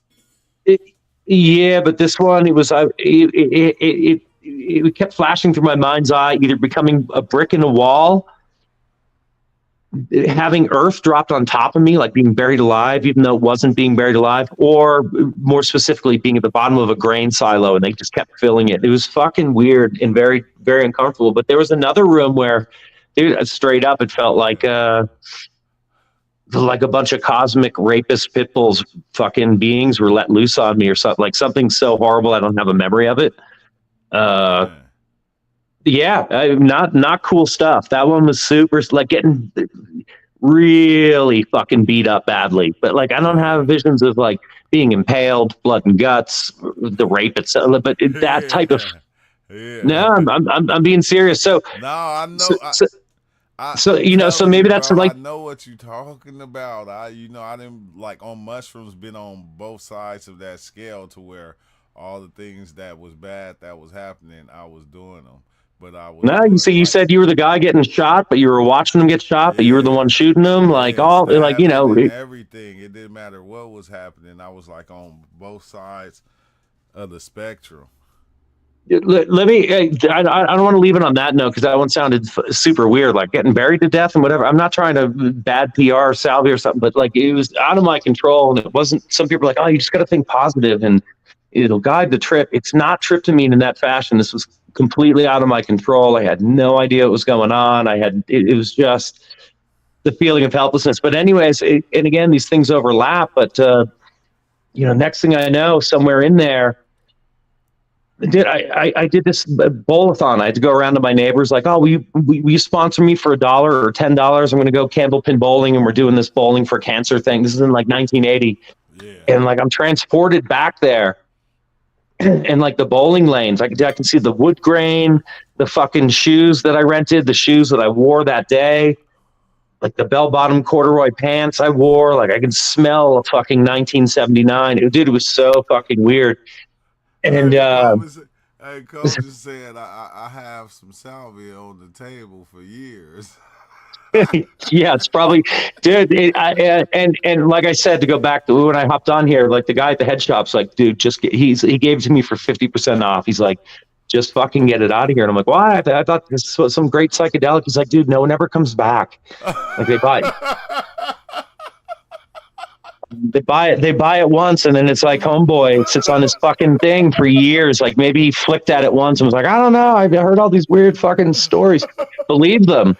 You may. And dude, like. I mean to laugh, but I mean to laugh because that's hilarious. That's hilarious. No, so no, because I don't know. I'm older, and I just take personal responsibility. Like, fuck it, I didn't hurt anyone or myself. It's all good. But like, there's kids out there, like younger people, or maybe even adults my age. I don't know. No, I used to always say that about with diving in on mushrooms. Like I never. If it's your first time, I never told people to, go and take 5 grams, go and take 3.5. I'll be like, man, take a gram or like a 0.5 so you can feel what it does, so you don't scare yourself. Because you don't want to take too much and then you see something that, you redeem scary and you scare yourself from ever having the experience again. The thing is, with that is, and you'd mentioned it or done a live or, a podcast or something on it recently or past couple months, maybe. It's like, my 1 gram experience or my 2 gram experience. Maybe I think it was 2 grams. And you're like, dude, fucking, this shit hit me like fucking so hard. Like I had some of my more profound ones have been on, cause like I said, I used to cap them up. And I used to have let's just say a supply of fresh product. And so when they were, cracker dry, but they still kind of fucking stink. I'm like, mushrooms have a smell to them, but they're bone dry, but they're like 6 days old type thing. Yeah. Grind them up and put them in these fucking caps, and they hold about a 0.5 gram a piece. And dude, I'm telling you, 1.5 grams on these Costa Ricans, like, dude, it had me crying, fucking. It wasn't, like on the 5 grams, dude, like I felt like I was part of the circulatory system at one point. I was just fucking in this electric alien purple with the fucking octopus alien head fucking top, like all the shit. We can go over it. You've heard all the stories. The 1.5 grams and some of these 2 grams. And that's where I kind of got into the lemon tech as well, but it doesn't give me the same emotional experience I found lemon techs. That's why I was curious about this. Have you ever tried to do the chocolates? Yeah. Oh yeah. Same. And it's the same kick. Yeah. So the chocolates and the other one is the you can do it like much like you do the ground shrooms and the capsules. You can do the ground. You can get the cocoa nibs or the some really kind of pure bean type stuff and ground those down and do those. Out at Burning Man, there's a whole in other festivals and all around. Shit, man, down at the Nature Food Store, I saw a bulletin the other day for cacao ceremony. But you can, they're pretty big. Burning Man? Yeah, and where what's that? I said, what was it like? It's like, and this is going to sound stupid, but it's like trying to explain DMT, but it's not as profound. But it's the same. It's the same analogy. Like it's anything you want it to be. Like you bring positivity. It's this and that.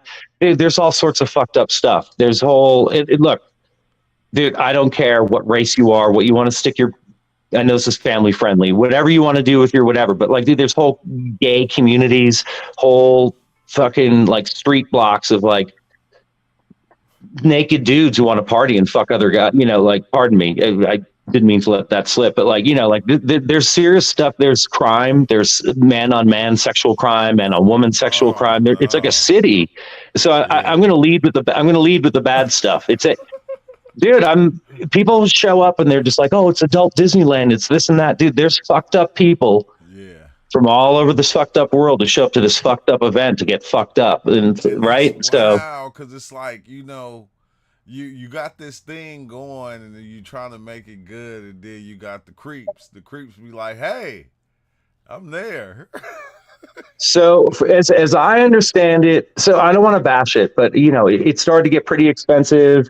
A couple times I got my friend turned me on to this. It's not free, but it's like a low income ticket if you make less than like 40 grand a year or something like that. And I helped build the temple.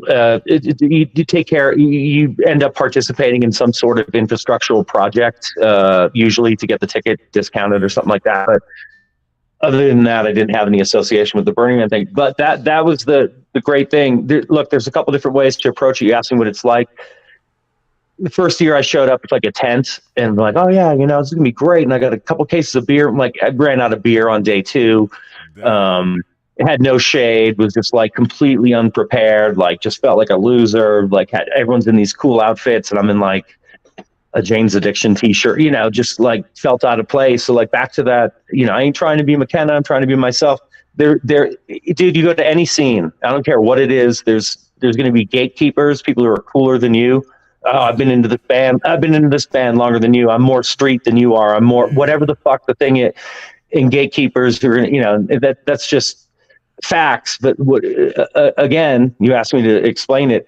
It's a learning experience, man. What I came away from it is back to like this chop would carry water. Like, dude, it's a fucking desert. It's like 9 days. You're going to need food, water, shelter, a community friend. Like so there's 10 core tenets, like total inclusion and pick up after yourself and don't fucking trash, like all this stuff for Burning Man. But when 2 years ago, maybe last year, it fucking poured rain.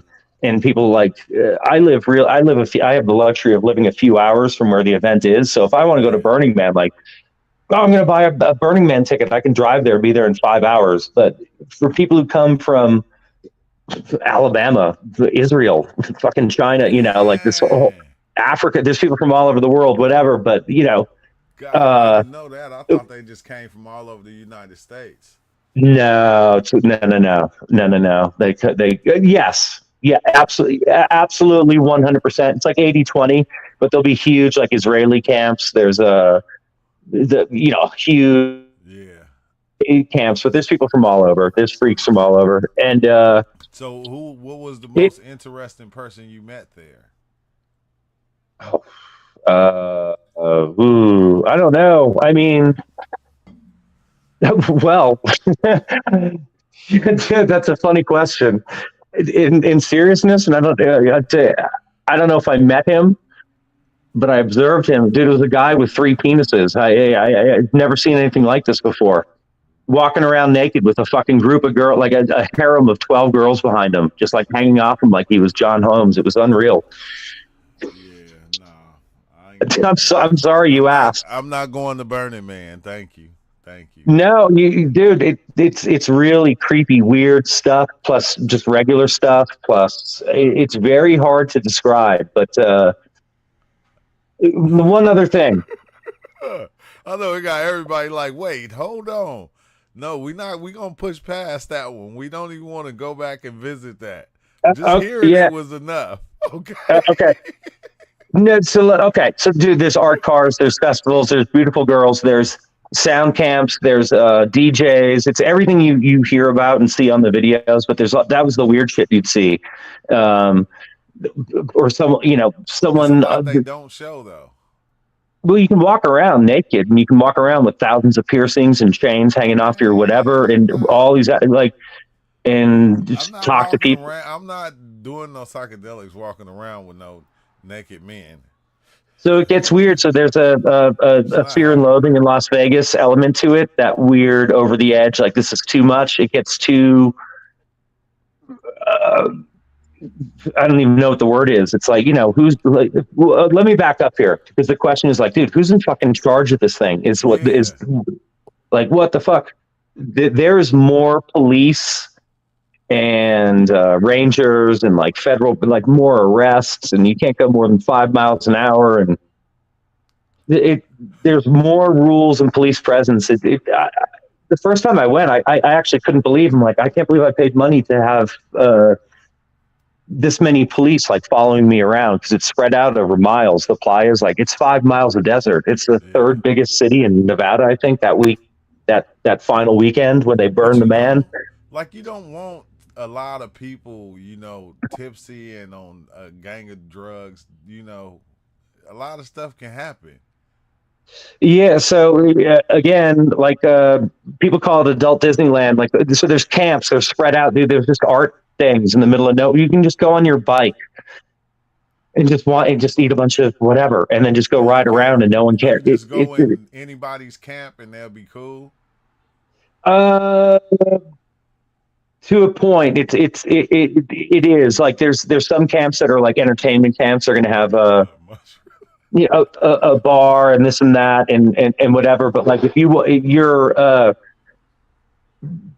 stories about people are like, oh, I went to a ketamine tent or did ayahuasca or fucking did this or that. That's like you got to be connected. You're just going to roll up on something like that. If someone came to my tent and just unzipped my tent and was like, whatever their scene is, I'm naked, because it's all sorts of weird shit. Like I'd be like, nah, dude, get out of here. There's definitely arguments. I'm sure that, like I said, there's plenty of sexual crime, and I'm sure there's physical crime. I've a fight at Burning Man, but I could see it happening. I mean, dude, again, you're in the middle of the desert. The only thing they sell out there is coffee and ice. Yeah. You got to bring, there's porta potties, but other than that, people bring their own fortifications and everything else. But like last year or 2 years ago, maybe, it rained and people got stuck in their shelter in place. And like, it turns into a whole event where like you're stuck there and people start running out of water. So it kind of gets back to that chop wood, carry water, where the original event was like, this is years ago when I moved to Tahoe. It was, it was just a couple of my friends like, yeah, we go to the desert and, this is the single digit 2000s. And they're like, this last year, some guy had a fucking watermelon launcher. It launched watermelons a quarter mile and fucking guns and flamethrowers and art and LSD and just running around on bikes naked. And it grew, man, like anything. It just gets ruined. It's like anything in this fucking country. They try to turn everything into letting people run around naked. It wasn't like that. It wasn't like that back in the day. It was like the real Las Vegas. No, it's you got to understand what I'm describing as a city. It was hard for me to get my mind around it. What I'm describing as a city is more of everything's built of wood. It's like it's a city, but it's like a boom town, like a fucking mining camp. Like what? Yeah. But on steroids. It's hard to describe, but like I said, when it rained last year, a couple years ago, and I'll move on through this because not everyone really cares about Burning Man, but when people got stuck there in mud and lost their shoes and all their water and got lost and were high on drugs and got caught out in storms and lost all their clothes and like, you can really, really, really get messed up out there. So it was nice for it to kind of come back down to the... We was talking about that a while when it happened. We was talking about it, and I was looking at it, the different things flooding. But when did you first realize or see a gatekeeper there? I don't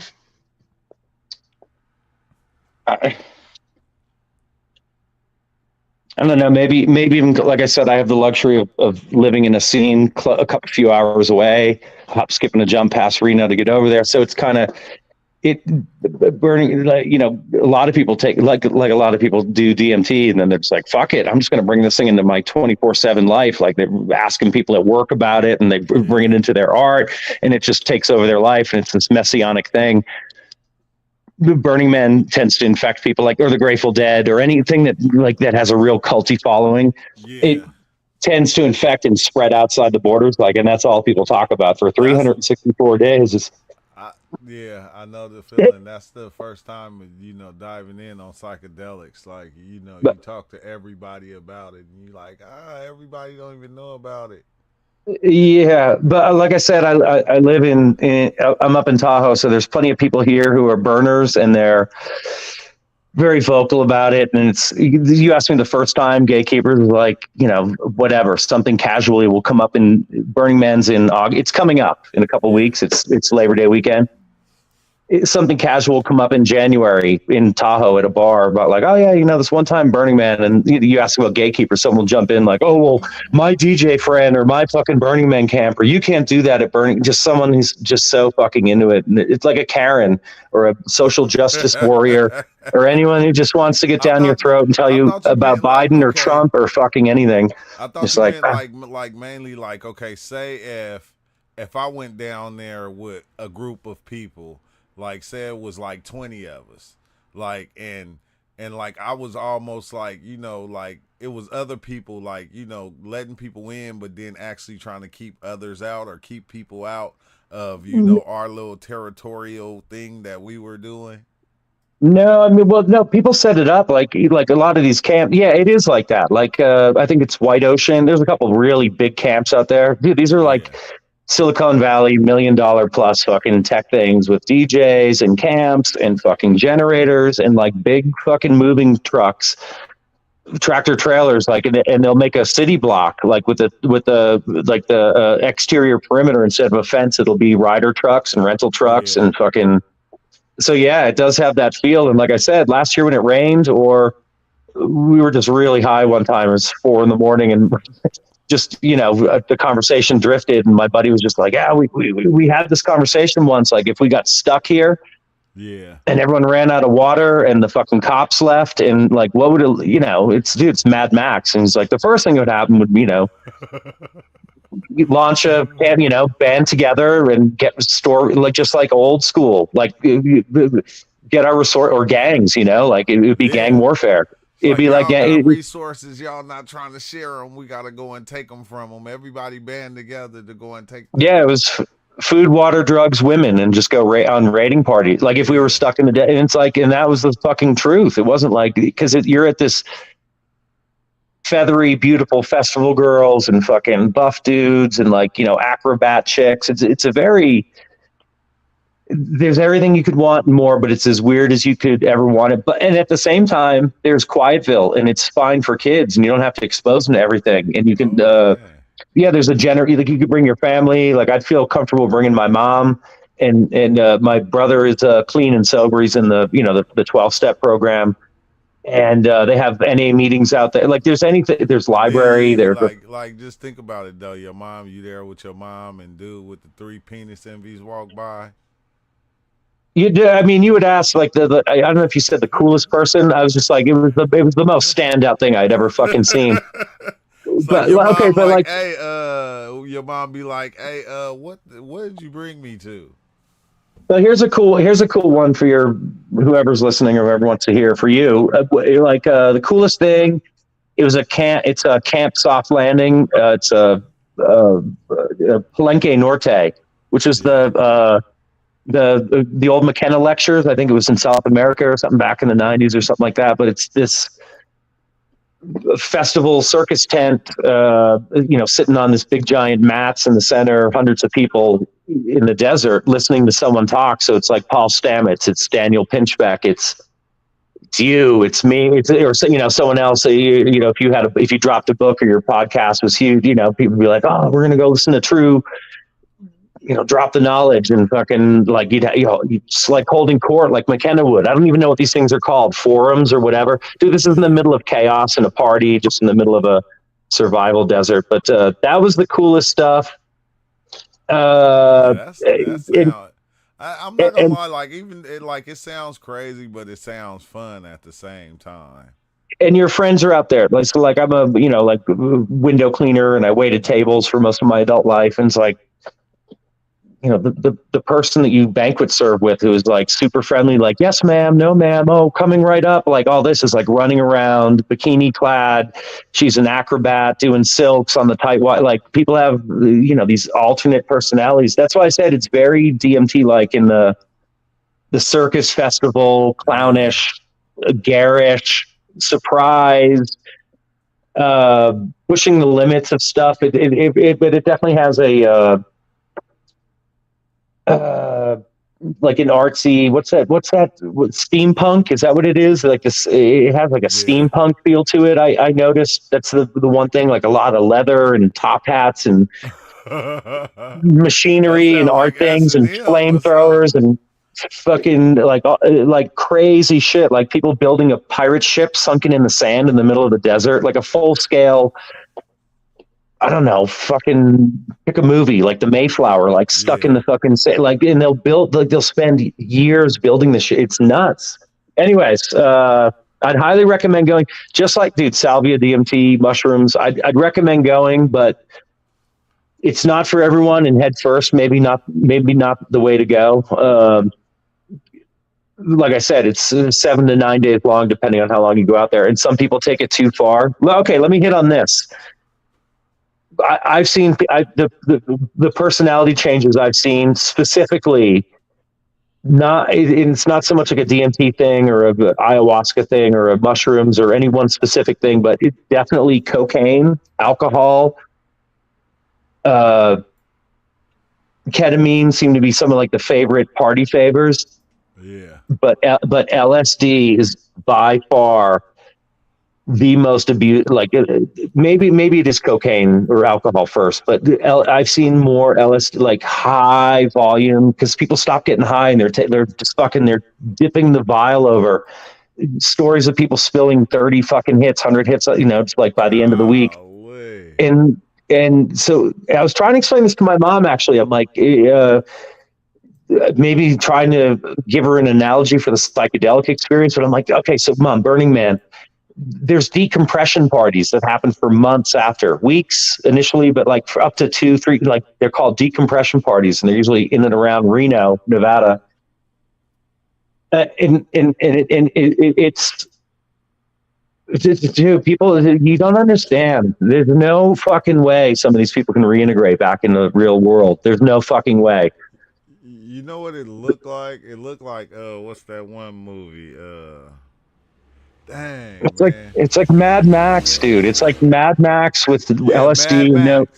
Exactly. It's Mad Max with endless LSD. It's fucking mayhem. And some people, they don't come back. So like people are like, oh no, that's all bullshit about LSD, and you go crazy after. Like I'm not here to debate and slice and dice what it is, but like my observation just in general, and I knew this years ago going to Dead shows and something, like you'd see a lot of these people who've been on tour for a while and they'd have the same, nothing against anyone who lisps, but kind of this loose, like their speech was gone, their fucking functions were kind of, maybe it's alcohol or heroin or something else, but there's something about it has this Mansonish feel to it.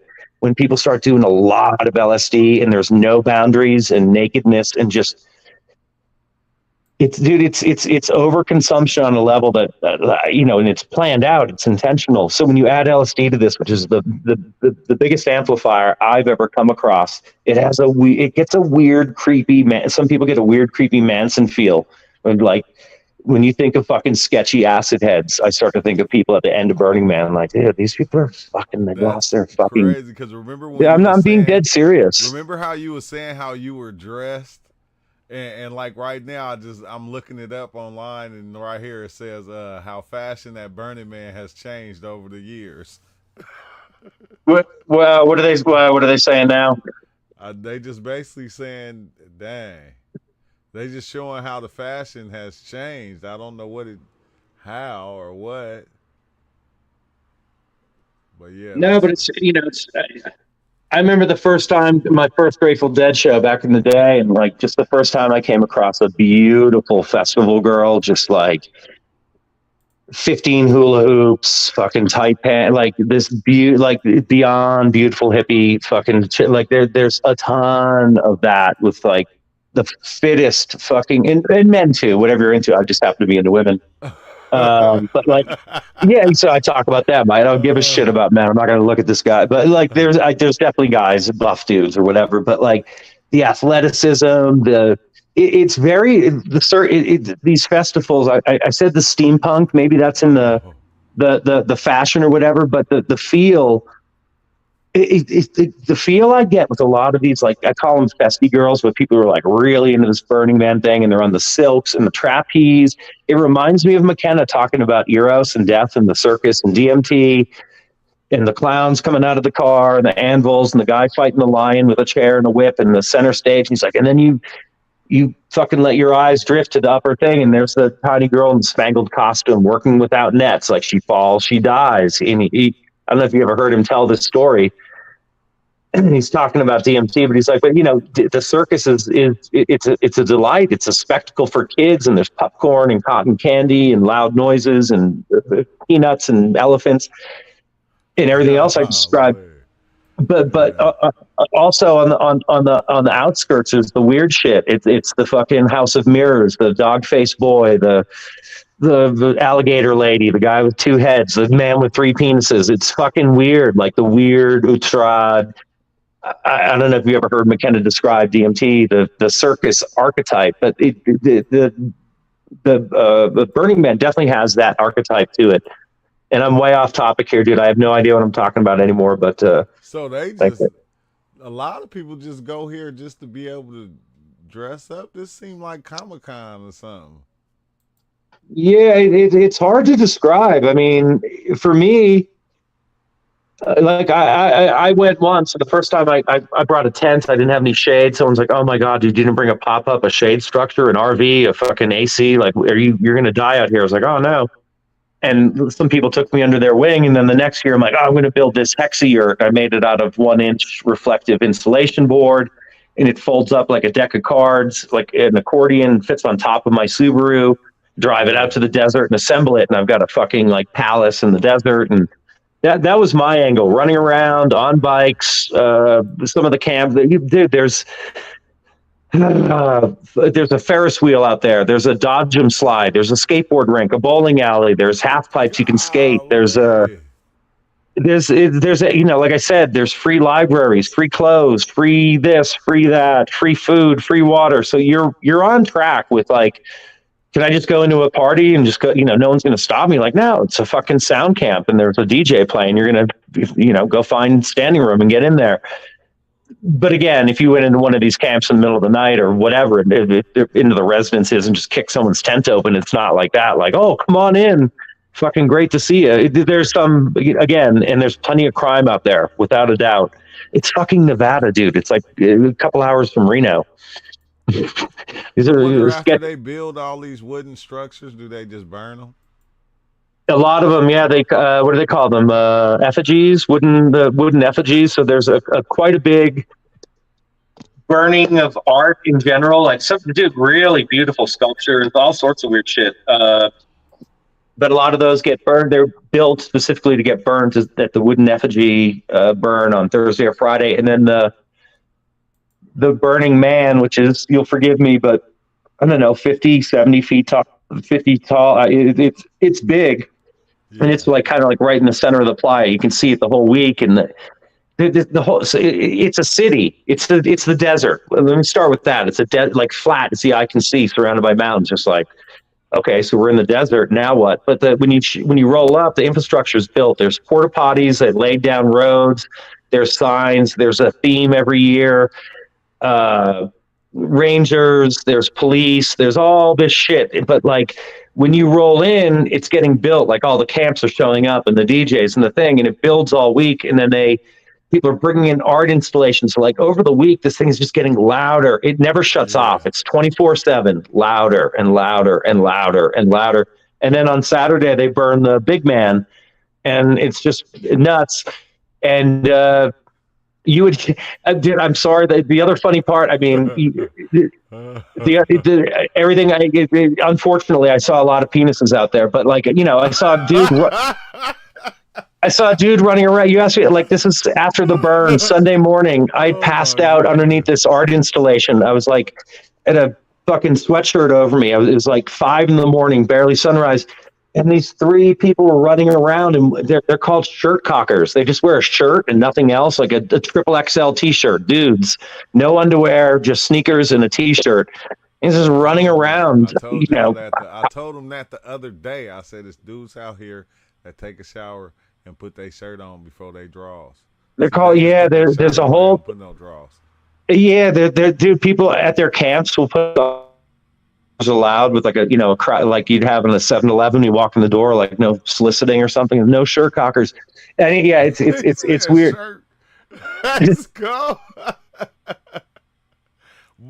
Dude, your audience is like, dude, never let this guy into a stream again. He's gone completely off the rails. We went from we talk about 2 gram penis embry mushroom trip, and the next thing I know, I can't stop talking about Burning Man and half naked men. But I'll tell you, it's like DMT, salvia, mushrooms, any of that stuff, I definitely recommend checking out Burning Man. It's like, man, I can't imagine.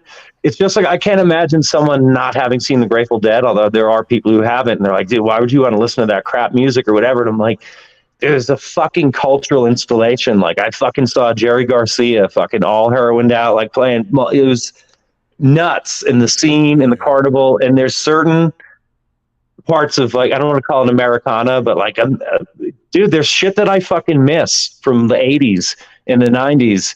And it ain't like that anymore. Maybe it's political, certainly post 2020, post COVID, but, signs everywhere, rules, fucking, you don't want to miss out on this stuff. So like a Burning Man, when they didn't do it for a couple of years, I thought, when the Rona hit in 2020, I thought a lot of things were done for good.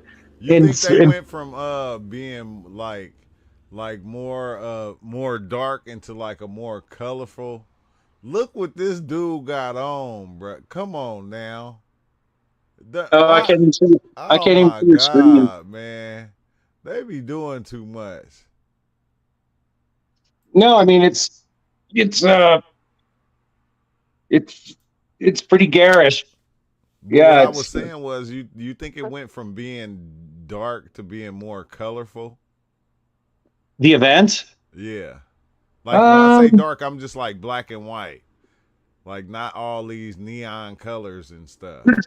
I think, I think a lot back in the day was, like I said,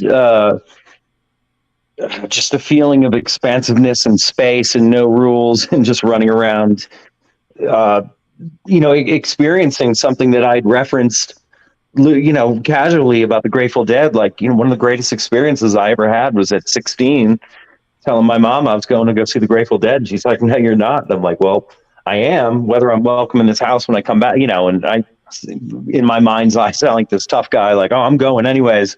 This is back in 1990, whatever it was, the best experience of my of my life. Like, I didn't know that was possible. I didn't come from a situation where I came from it was Roman Catholic, like Boston, fucking in the 70s and 80s. I didn't know this fucking existed. It's like, again, I'll refer back to McKenna. He grew up in a small town in Colorado, and the carnival would come through and disrupt once a year, and his parents wouldn't let him play out after 9 p.m. and this and that, and then a week later they were gone as if they never fucking happened. We were never there. And he's like, DMT's like that, and the Grateful Dead was like that. These festivals are kind of like that. These experiences are like that. I mean, they're for seekers without a fucking doubt. Yeah. But like McKenna said, there's a lot of people, maybe gatekeepers wasn't the word I want to use. Maybe it's McKenna was like, there's a lot of people who want to be, I think he used the word chic. And they want to say that they've done DMT or that they've done much, oh yeah, I've done ketamine. Oh yeah, I've done ayahuasca. Oh, cacao ceremony. Oh yeah. I've done the toad. But they don't want to, and Joseph Campbell with Mythology spoke about this decades ago. It's nothing new. It's run of the mill whatever here. But basically, it's people. They'll travel hundreds of miles to Burning Man to go see the dead, to fucking get their hands on DMT, whatever it is. So who And are when they get there, making? and they don't want to jump in the hole once they get there. They don't want to go all the way in. They don't want to take the 5 grams. They don't want to take the 3 hits. They don't want to run around naked in front of their coworkers. Not that you have to. Maybe that's a bad example, So but is it people that are bringing these sculptures out, so or are the people that are just there building them, or is that like are these a lot of these sculptures are planned and built? oh, dude, these things are assembled fucking, wherever. They come from all over. Most of this stuff, or let me back up. I don't want to say most of it, but a lot of it takes place in and around the Reno area. So people will stay. So say you're coming from Israel and you got you and your millionaire Israeli buddies have a Burning Man camp, and you come every year and you've been doing it for 10 years. Like they'll get storage units in and around Reno. Yeah. They'll get for RVs so specifically to ask, about, dude, there's art cars, they're giant fucking double-decker buses, like, or fluorescent caterpillars. Look up some of the art cars shooting fucking flames. That's why I was looking at all that. And again, I forget all the names. I'm not that cool. So, but there's very, very popular art cars that any true Burning Man burner would be like, oh yeah, that car. And they sell them and they change hands and they move from camp to camp. But yeah, this stuff gets assembled usually. Night. They light a lot light at night. It looked so lit. It looked dope. Dude, at night. It's crazy. Like I don't think I've heard of a Burning Man yet where someone doesn't get run over, passes out in the playa and dude, there's just art cars, bikes, darkness. It's a sandstorm. It's fucking wild. It's definitely something. I'd recommend checking out, but it isn't for everybody. Some people might be like, not for me, but I approached it just kind of like, I'm like, yeah, actually the first time I went, I showed up early and I stayed for a couple days after. And that was actually the most interesting year that I went, was when I saw it get built up a little bit. Cause you asked, like, where did they just bring these art things? Like, dude, flatbed fucking trucks, like they pass in the high. I live near the event. So all of I-80 coming up over Donner Summit is like, dude, it'll just be art cars, RVs, flatbed trucks full of just like all this crazy shit. Like, what the fuck?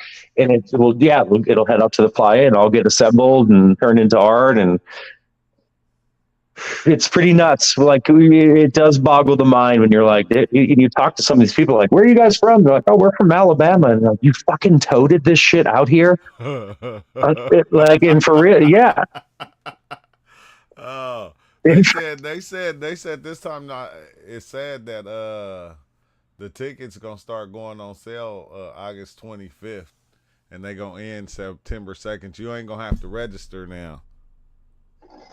Oh, you know what? I haven't even looked into it. I thought I didn't even know that they hadn't sold tickets yet. Maybe they switched it up. It used to be a big scene, like.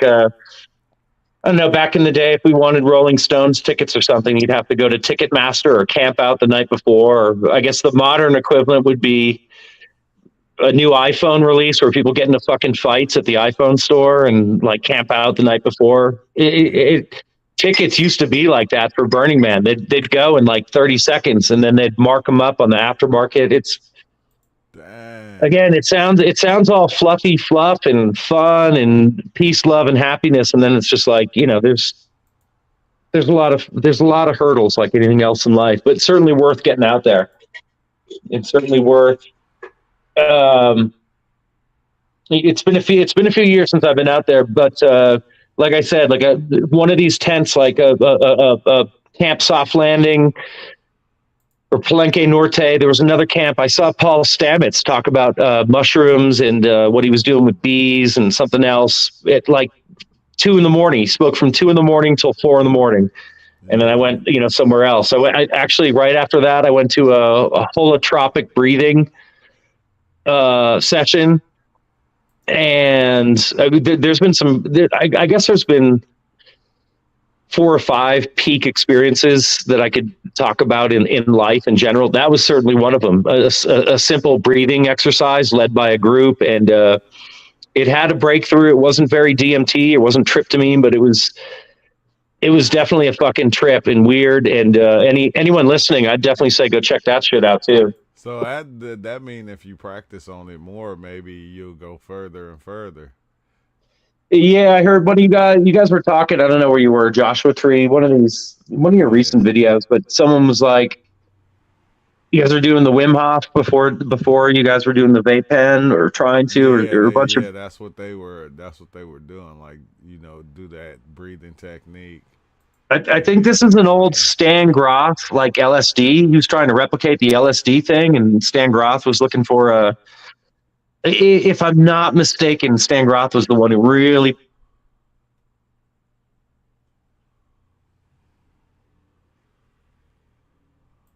Oh, dang. Rich went out.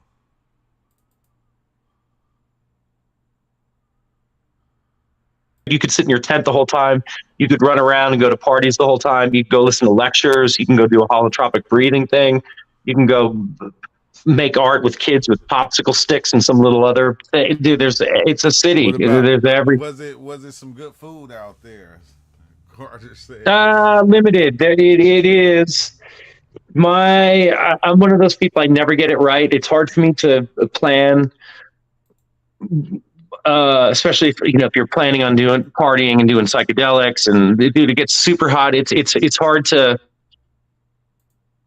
put it into words. It's like if you move someone to Alaska where it never gets light or never gets dark at certain times of the year. It's just light 24 hours a day in June or whatever. It's like it takes a minute to get used to. So your sleep's going to be off, your eating's going to be off, your everything's kind of off. I'm one of those people. So when you throw me out in the middle of the desert, what I packed and what I thought was going to travel well, you can't buy food out there.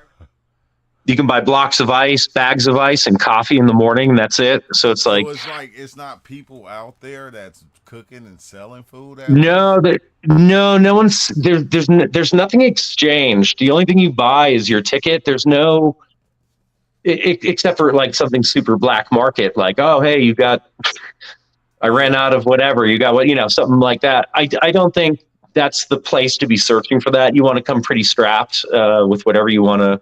Like, dang, you would think, it would be like, somebody all cutting up fruit, putting it in things. No, some of this stuff is unbelievable because it'll be like produce trucks, like a Safeway refrigerated truck on some of these big camps, and it will be like a free watermelon giveaway or a shrimp barbecue, or there's food. There's more. You could show up and do it with a water bottle and just beg water and food and booze and be fine, and you'd figure it out. But because they're gonna be so flying off whatever they own, they're gonna be like, yeah, come on, peace and love. Yeah, it's kind of like that, but like there'll be some of the. I remember just some random thing down the street from me, just not even a big camp, just like 20, 30 people. And on, let's see, they burned the man on Saturday night, so Sunday everyone's just kind of putting it together. It was around noon, and I buzzed by on my bike, and they were just fucking grilling up bacon. They're just like had pounds of bacon. The theme of their camp was Bloody Marys and bacon, and they were just pounds of bacon, giving it away. Like it's it's definitely. I'd put it on your list. It might be hard with a family, although people do it. But like buying fucking 5-6 tickets. I don't know how many thousands of dollars people put into this thing, but the tickets was like $536. Yeah, it can drain the account. I remember one year I made a budget. I got really into it there for a minute, and then was just like, whoa, this is fucking. So you would ask me if it went from darker to lighter. That's kind of where I landed again. Kind of like people do with psychedelics sometimes. Like, well, wait a minute here. How much more cool shit? Like, it can't get any cooler. This isn't any cooler than last year. They can't make it any more brighter. Or the drugs can't get any better. Like. Sometimes it does get to a point like, we kind of fucking ruined it. Like I said, everything in this country eventually gets ruined. They turn it into like a Kohl's chain store fucking experience where it's like Burning Man kind of turned into that. I don't really care what it is. This country has a way of fucking ruining it and I think that's sucking just the fun. people just got a way of ruining stuff. But I gotta get out of here though, Rich. Oh, dude, I can talk for hours. I know Thanks for that's hearing what me I'm out. I'd love to saying. hop on another live. Next time, you know, you want to talk, you always, welcoming anybody in. Like when we get Yeah, to this man. point. I'd love to compare some stories with you guys. I got plenty of them, but next time you're on, I'll try to join up and hop in. All right, yeah, man. Nice talking to you, bro. Yeah, man. Keep it up. All right. That was dope. That was dope, man. That was dope. I can say. That was a nice little talk. Talking about Burning Man and everything. It started off with Enki and Enlil, and then it just went all the way to a dude with 3 penis envies. I was like, hey, but no, that's cool. That's crazy, bro. But I got to tap out, y'all. You feel me? I got to get back to the family. That was a dope live, man. I'm going to have to, okay, I already put it in the description, the Salvia Experience, but I got to type some more stuff in there. So until next time. And when you see this link up here, that just means, you know, if you got a good conversation, you know, the link is open for people, anybody out there to actually click it and come in. Don't be having dreams of daylight click and you feel me and see that dude, that naked dude walk by with the women. That's, hey, right there, that part right there, I said, well, you know, I would like to go to Burning Man, but yeah, I ain't trying to see no gang of naked dudes walking around. I mean, to have to stay in my tent and trip in my tent, but I don't know. I wonder how that would be to be with, like, you know, thousands of people and everybody is off psychedelics, bro. That it sound cool. It sound cool, but until next time, man, y'all have a good one. And yeah.